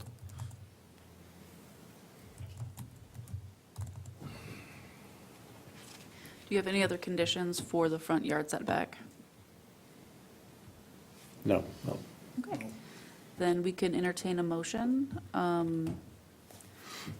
for the variance, that the variance for the front yard setback of up to 18 feet, thus reducing the front yard setback from 30 feet to 12 feet, be granted or denied based upon the findings of fact pursuant to the following conditions that we just discussed. Okay, I'm going to make that motion. Can you read those 4 conditions back, just? The 4 conditions are: land disturbance shall be limited to the approved building envelope to the greatest extent possible. The property shall only be used for the property owner's boat. All state, federal, and local permits shall be obtained prior to construction. And number 4 is any land disturbance outside of the building envelope shall be restored back to prior construction landscaping. I'll second. Okay, moved by moved by Tracy and seconded by John to approve the variance for the front yard setback of up to 18 feet.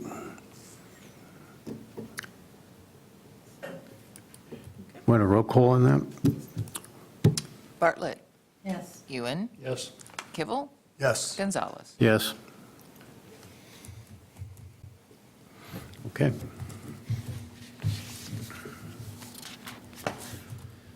All right. Now we will consider the second variance, which is the variance of the lakeside, which is requesting, was that a 30-foot variance? Okay.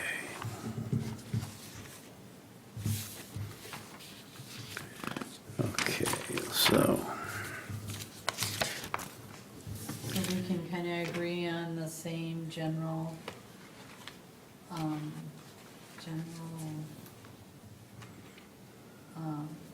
property, the 9,104, the 40 foot. yeah, the statement of facts remain the same. Thank you. I couldn't get the Yep, word. the general findings that remain the same. General findings remain the same, okay. All right, 1, a practical difficulty exists on the subject site, such as exceptional narrowness, shallowness, shape, or area, presence of floodplain, exceptional topographic conditions, and need to comply with federal or state law. And strict compliance with the zoning ordinance standards would unreasonably prevent the owner from using the subject site for a permitted use or would render conformity unnecessarily burdensome. Demonstration or practical difficulty shall have a bearing on the subject site or use of the subject site and not to the applicant personally. Economic hardship or optimum profit potential are not considerations for practical difficulty.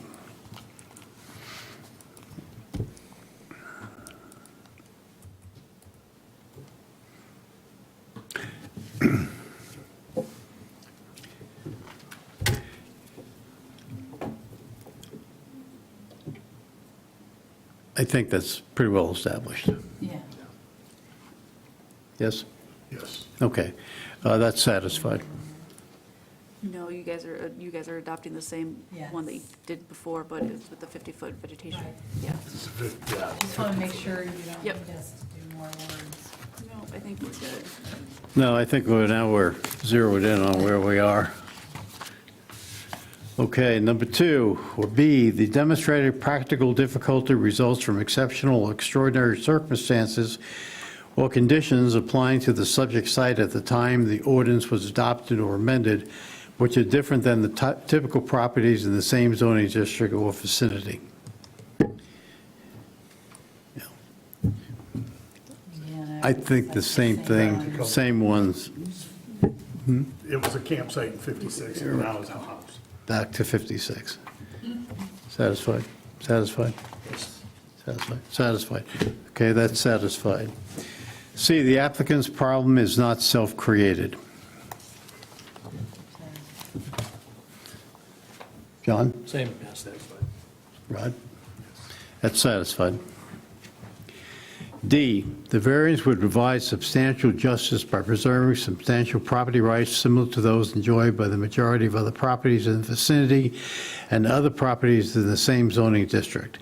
The decision shall not bestow upon the property special development rights nor not enjoyed by other properties in the same district or which might result in substantial adverse impacts on the properties in the vicinity, such as the supply of light and air, significant increases in traffic, increased odors, an increase in the danger of fire or other activities which may endanger the public safety, comfort, morals, or welfare. Not to get back on my soapbox, but I think you heard my comments about this one. I would say it's still satisfied. I'm sorry? I would say it's still satisfied. With the same findings that we used. I don't know if you wanted to add any more or not.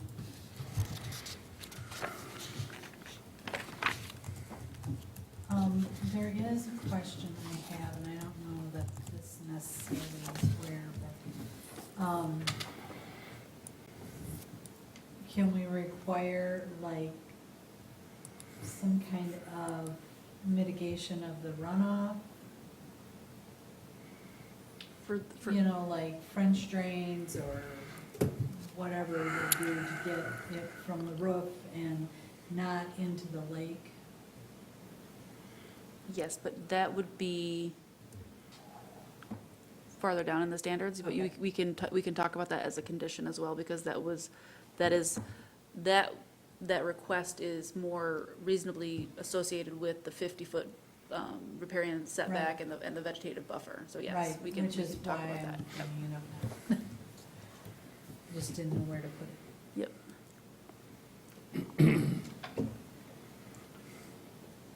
Well, I guess I'd say I agree with Paul on this one, that I think the front setback is a little easier to deal with than the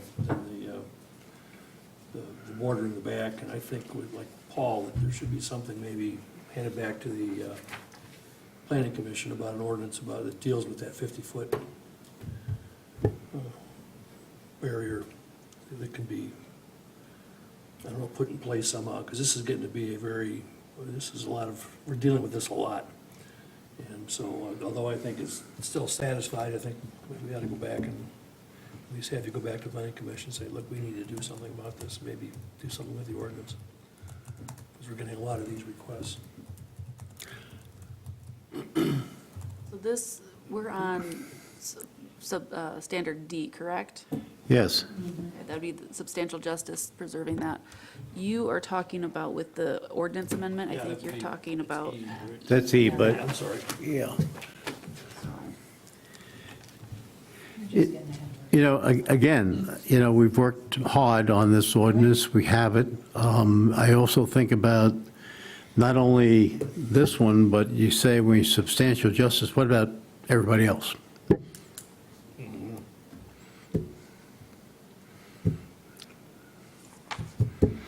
Okay, so, you're satisfied?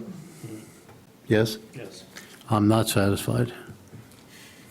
I'm having a hard time. I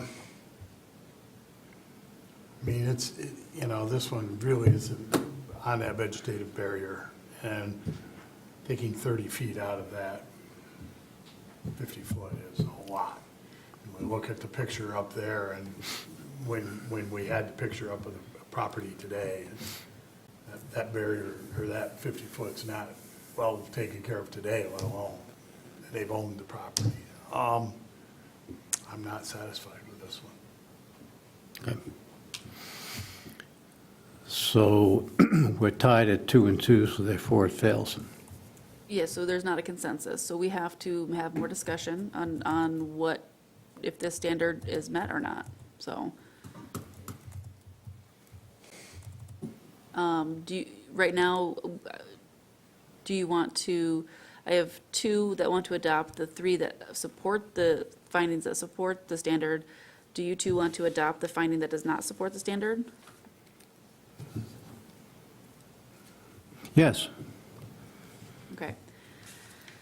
Substantial justice is relevant to the applicant. Pardon me, Relative to the applicant, the law says substantial to the applicant. equal time required. Well, it's a very good, Mark, I know, but I'm just saying, read the language. Mark, Equal time. Mark.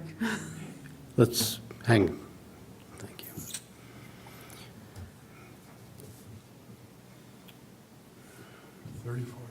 Onto the 50-foot buffer would substantially impair the purposes, Yep.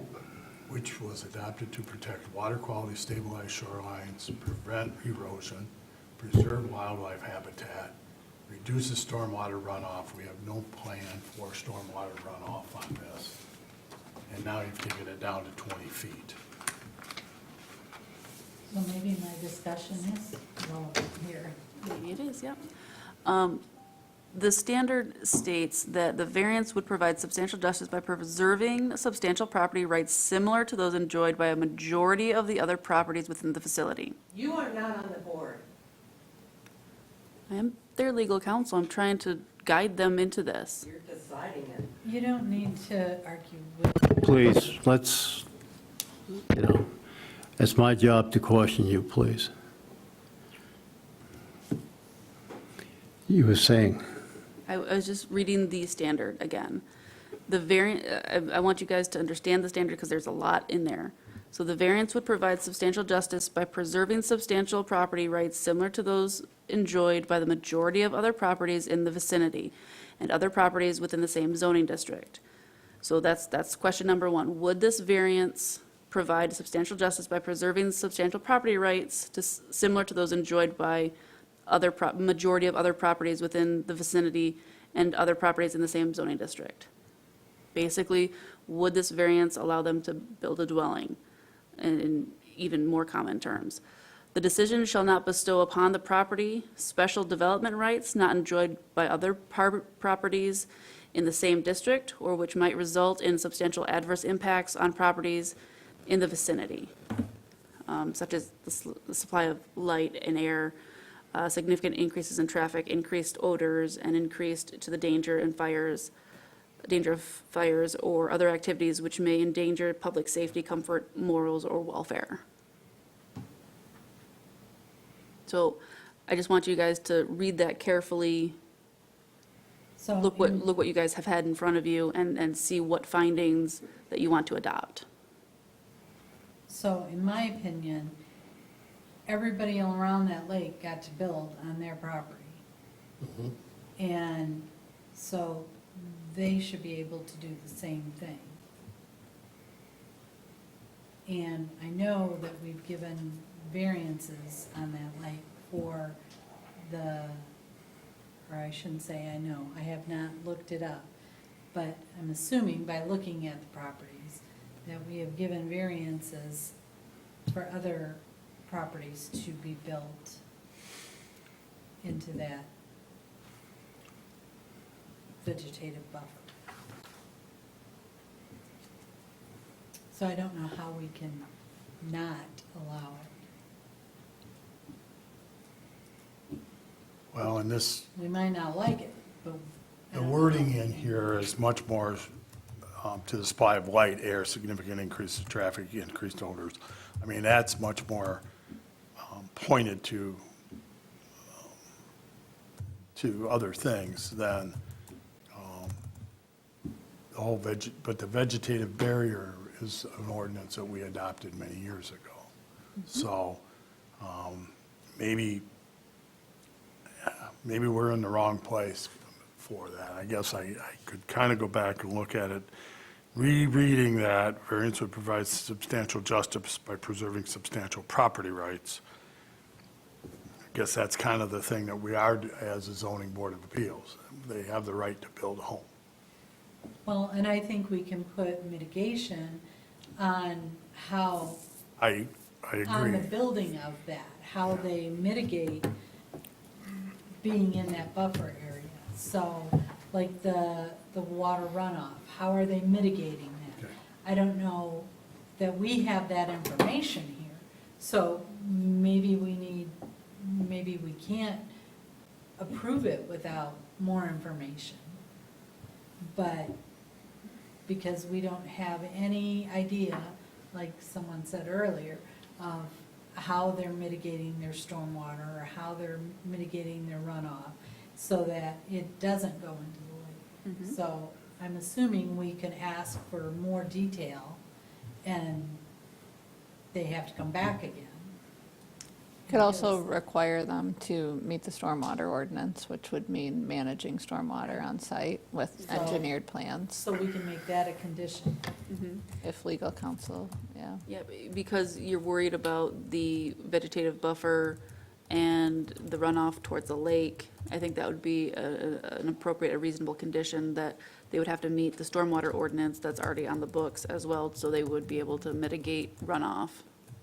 I think that would be I can live reasonable. with that. Yeah. I want that in there, that we are Well, going. because that's the whole purpose of having that That vegetative vegetative, yes. buffer is to protect that lake. So if we get something else in there that mitigates giving that much of a variance, I'm not sure how that gets enforced or where it gets enforced, but yes, I well, it would think we become do. part of the approval. Package. And that's what they would have to do at the planning commission or the approval. Are we trying to work around the ordinance?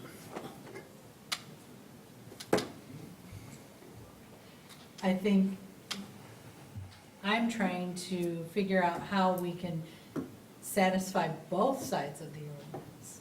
Because you can't not allow them to build.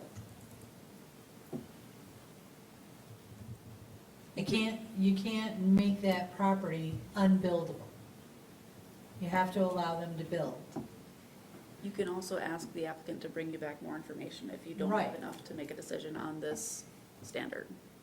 We can move on to the other standards, and then we would have to make sure that they give us the information that we need to make that decision, if you are more comfortable that way. I'm using the tools that are available to us. The stormwater ordinance is available to us.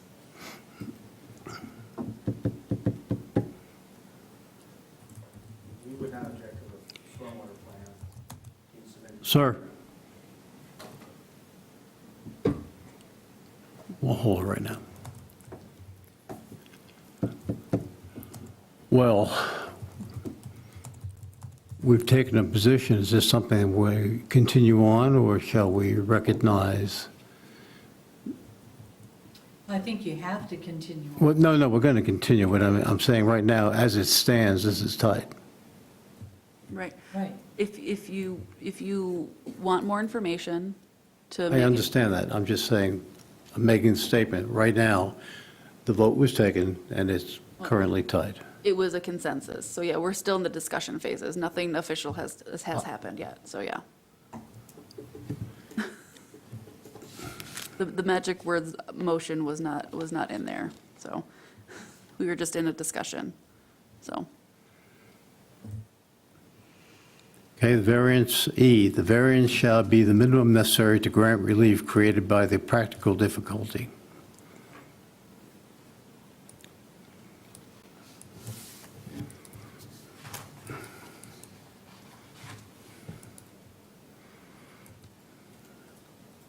Again, I think the same, what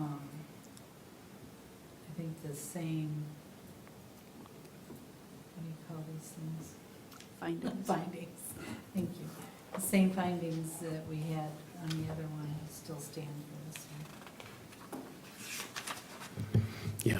The two overlapping setbacks, there's no alternative location, and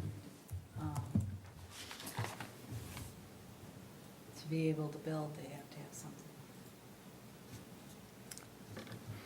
Nicole, I'm curious if it would be appropriate to also look at the square footage when you're looking at this minimum because I understand that you've got, it's a dimension of what the setback is from the vegetative buffer. But when you're looking at the square footage of impact to the buffer, if you have a smaller footprint, then it's a less of a minimum necessary. For this one, because well, let me look at the map again. Because you're still asking for basically a 19, is it 19 point. 19.6 for the setback reduction? It's going to be about the same throughout. 30. You can look at the square footage of the home, but I don't think it's going to be, I don't think it's going to be the minimum. Changing the square footage is still going to be that 19. Well, not necessarily. It can either be shorter or more narrow. If you want it to be more narrow, you can do that, yes. Yeah.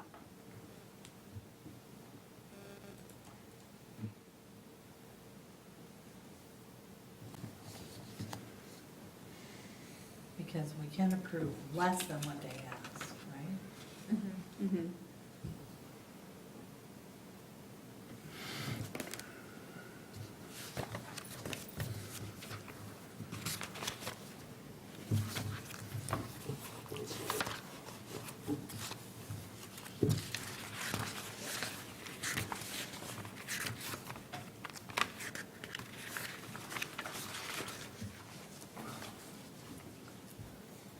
I don't think a 21-foot wide house is unreasonable.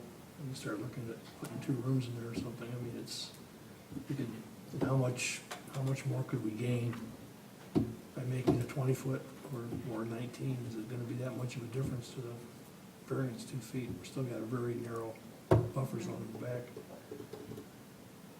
So I don't know that, making the house and building any smaller would do as much on the actual, physicality of what's going on there.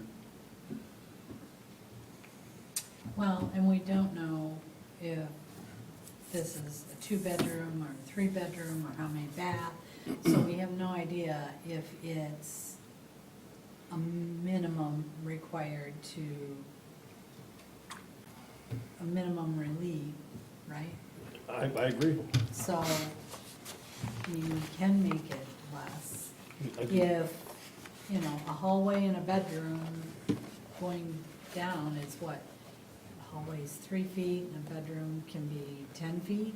I mean, a 9 by 10, lots of bedrooms are 9 by 10 or 10 by 10. If you want to get really technical, but I have no idea what, the layout of the house is. Nor is that really my problem.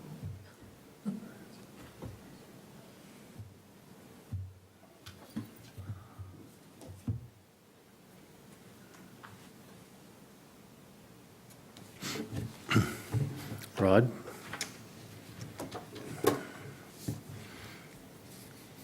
Variance, I'm reading it. The variance shall be the minimum necessary to grant relief created by practical difficulty. The practical difficulty is that right now, the way it's pictured, we are, we're down under 20 feet of buffer from 50. In one corner, I understand, the other corner's 35. But I just, is that the minimum?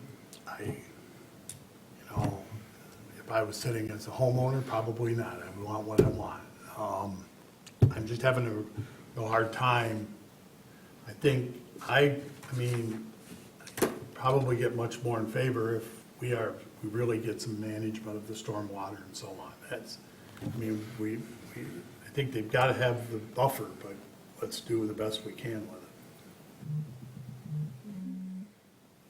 So does the ZBA find that the requested variance is not the minimum necessary to afford relief because there's a reasonable alternative exists that avoids encroachment into the township's required vegetative buffer, or the reasonable alternative exists that avoids as large encroachment? Is there a smaller encroachment that is acceptable?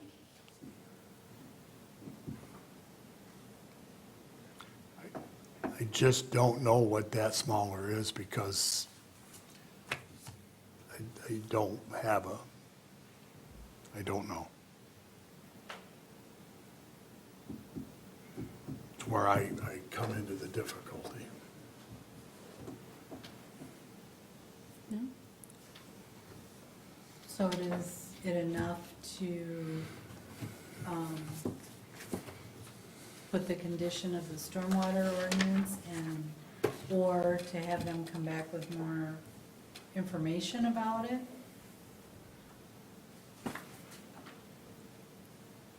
And what specific information will we want?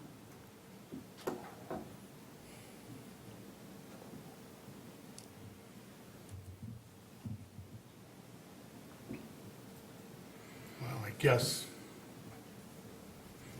from my side, I know I mentioned 2 months ago when we had the meeting that to come back with a very precise plan of what we were going to do because you are taking this buffer way down. And And we didn't get that. and we didn't get that. Now, I understand that they gave us a foot here and they moved it a little foot closer to the road. I don't disagree with those things. I'm just struggling with, you're taking a lot of property down with that. And I find it hard just to visualize what we've got. The only thing we did get is a survey, and even there, it goes to the wall of the house, not to the overhangs. It's drawn right here on this survey. That 19 foot 6 inches is to the house wall, outside of that house wall. That's where I'm struggling. I mean, there's gonna be other things. You've gotta have, and I've brought that up a number of times. That's where I'm really struggling.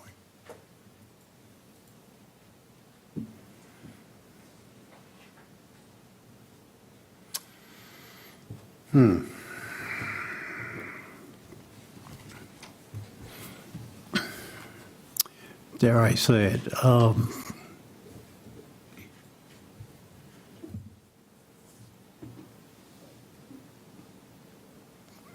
do I hear a motion for postponement? I think we have to go through the rest of the findings. I'm just saying, yes, we could, but that's what I'm thinking, I'm hearing. But we haven't, okay, we're on E. So the question is, do we make a finding on E or move on? I said that I thought it was satisfied. And you're not, I'm struggling satisfying it going down that far. And it says necessary to grant relief created by the practical difficulty. okay. All right, then we'll move on. So E is an open question. F, the conditions or situations which necessitate the requested variance is not so general or of such a restricted, recurrent nature as to make the formulation of a general regulation for such conditions reasonably practicable.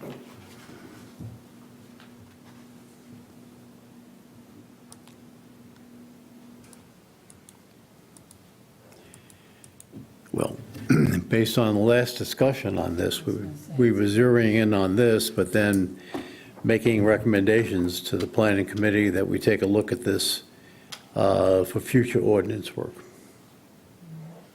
So at this point, your feeling is? My feeling? Yes. I mean, it's the same as all the others. Yeah, it's satisfied because Okay. the lot is so small and unbuildable, but we can put conditions in to mitigate some of that. Okay. John? Satisfied. Rod?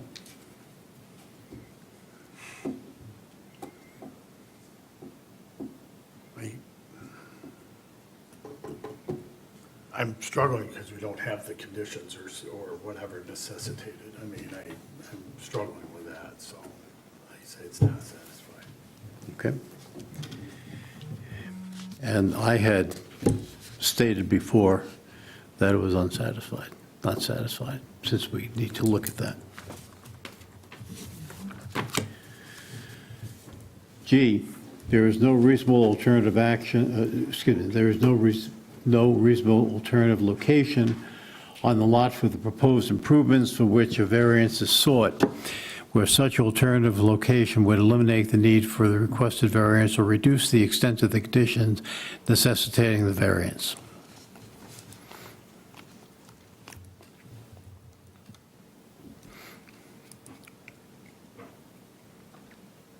And I think, again, just based on what we've heard from the applicant, if we had more information on what they were doing with the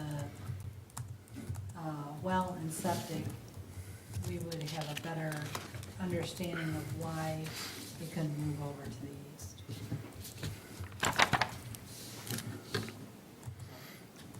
Again, more information, Yeah, to go to your point. right. H, so, I'm, you know, if it's a two-story house, you can maybe slide the garage under part of the house and make the footprint smaller, so more information would be. More information. okay. And that's- Okay, Not H, satisfied yet. okay. So it's not satisfied, not satisfied, okay. The requested variance shall relate only to the property that is under control of the applicant. Satisfied. Satisfied, That's fine, it's satisfied. okay. So,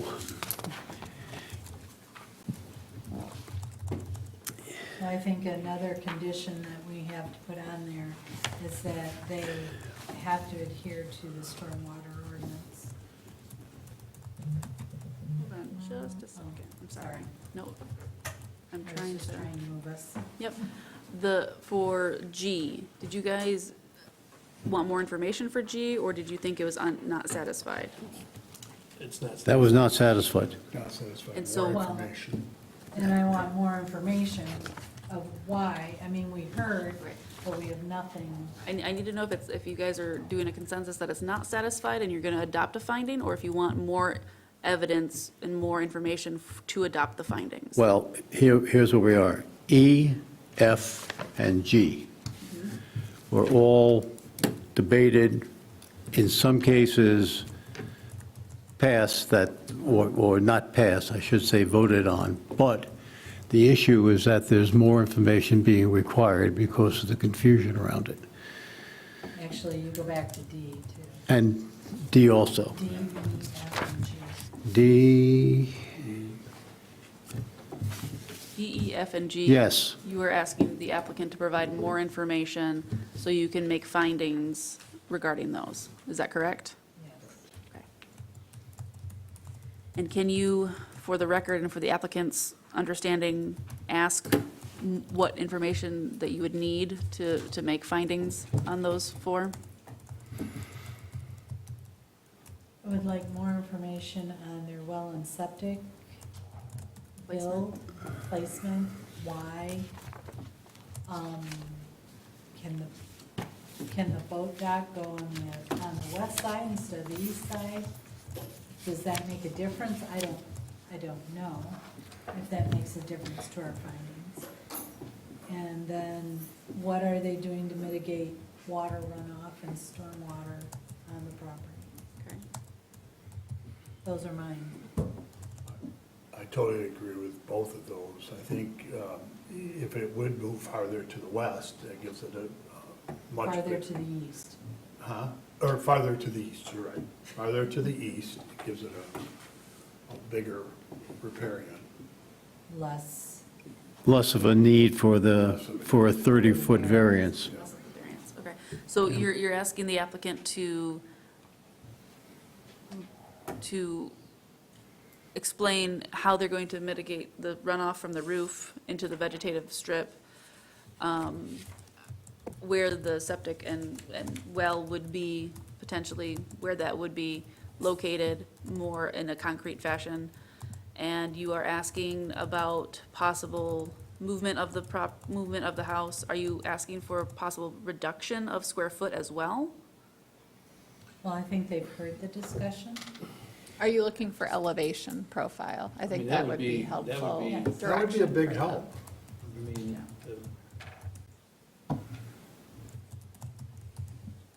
yeah, the first floor, I mean, what they have here is square footage is for a single-story building. They put a second story on, then it's doubling the square footage, which is okay. All we're really about is worried about the footprint. But if there's a second story going on, then we can make this, the footprint of the building smaller. I think reasonably make it smaller.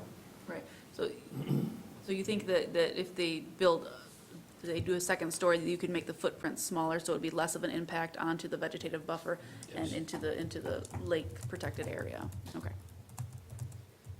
So we need elevation, stormwater, well and septic, And if the house can move.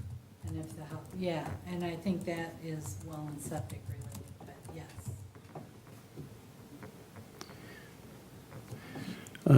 Elevation, stormwater, what was the other one? Septic.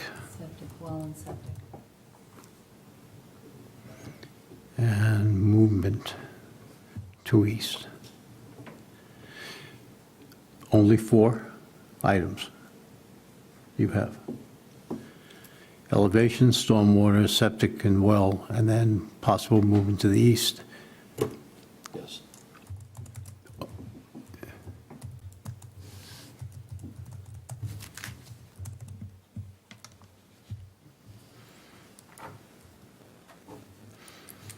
All right. Then my only question would be to the applicant if they need more clarification. Because I want them to be able to come back with what we're looking for the third time.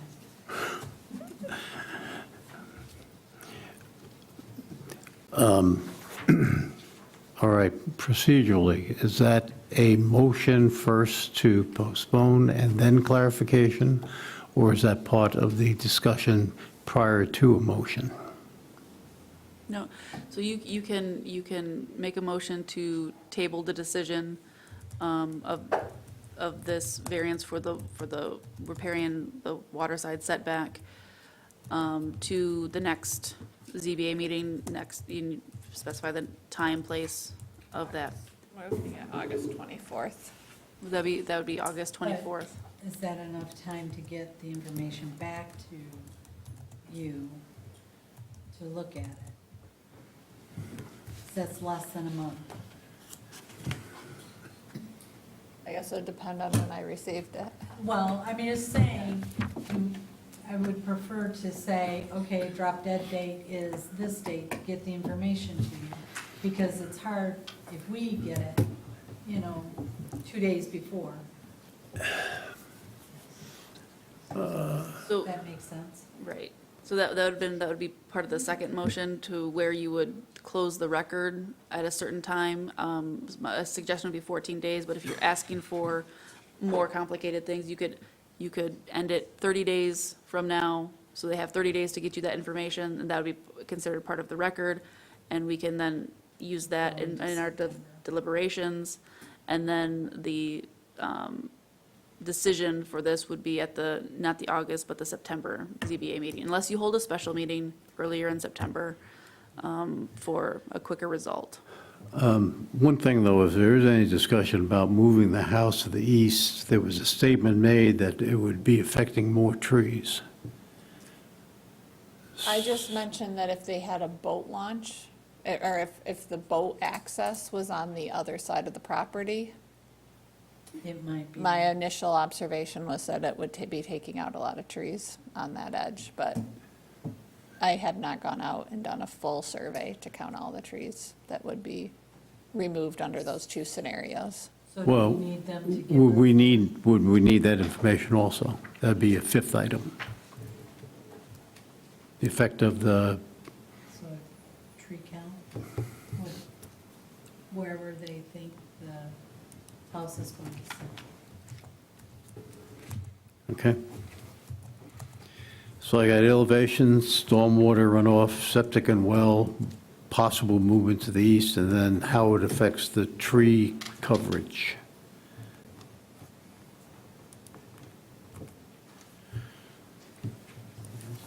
It's got the same notes.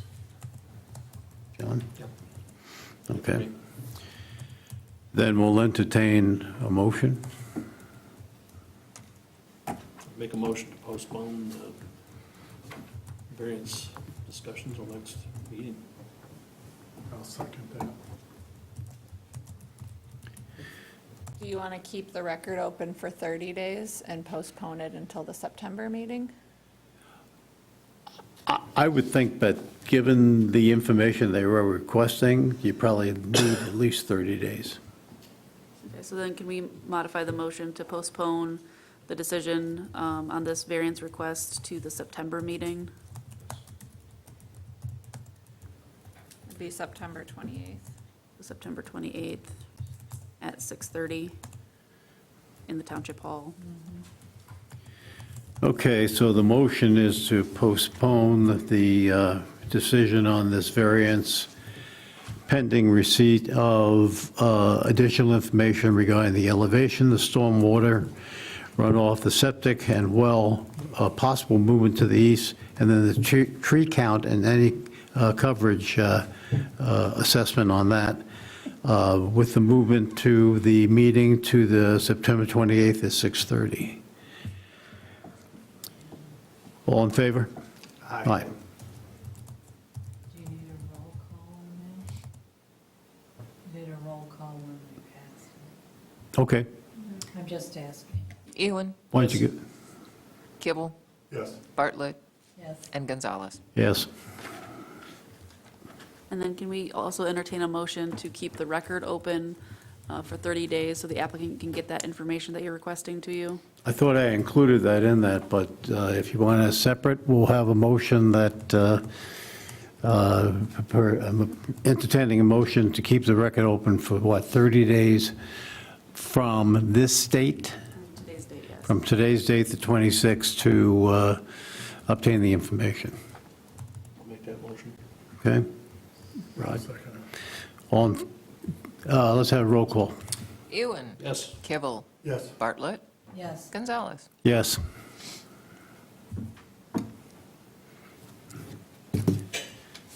Okay. Do you have any need for clarification?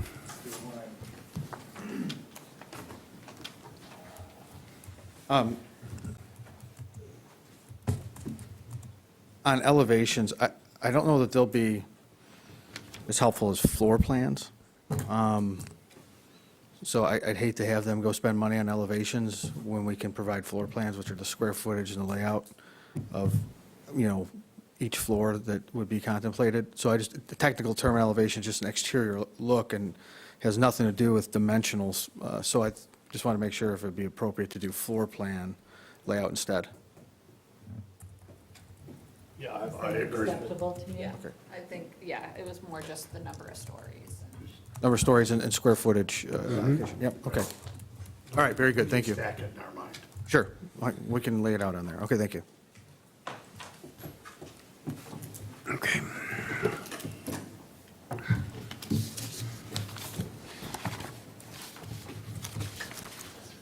All right. Okay. All right, we'll entertain second public comment at 9:20. Hi, Mary Thompson again. Thank you for all your careful deliberation on this. It can't be easy. I wanted to point out that a letter from the Watershed Center came in today about this. You probably did not get a chance to get it. It just came in today. I'm hoping that you'll get a chance to review that before the next meeting, because it does speak to the sections that you guys have all postponed. One of the things that you can lessen the need for variances by is by lessening the square footage of the house. One of the things about the room plans, I think that's a great idea, but maybe, given Mr. Cavell's comments, you might want to include the overhangs, because he's right, they can be 2 or 3 feet all the way around the house. The last thing is, these houses were, it was platted when we were doing little tiny cabins. There's still some on Scout Camp. People are still living in them. They're 400 square feet. That's what these guys should be approved for. The 1956 size cabin, nothing more. They already have, they lived in a house on the lake already and sold it. They've built 2 more and are on the way to sell that. They don't need more than a tiny home. Thank you. Thanks for all you do. Ralph Bednarz again, East Bay Township, Rainy Lake. Yes, I also want to thank you for your due diligence on this. It's extremely important, especially when you relate it back to the ordinances which we worked so hard to put in place. And as far as a 50-foot buffer, there's good science behind that. In fact, many states have a 100-foot buffer with good science behind that.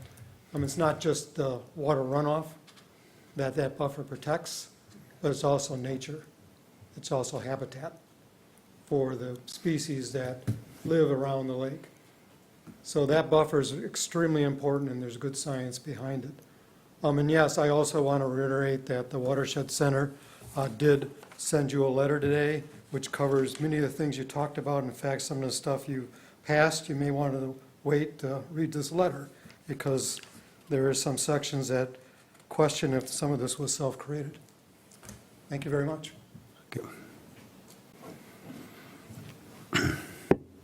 Anybody else? Okay, we'll close that at 9:23. The upcoming meeting is the next meeting, I should say, excuse me, is August 24th.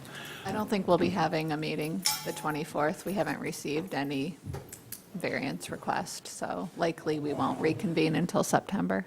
Okay, so then with possibly no business for the 24th, we'll probably look at September 24th, correct?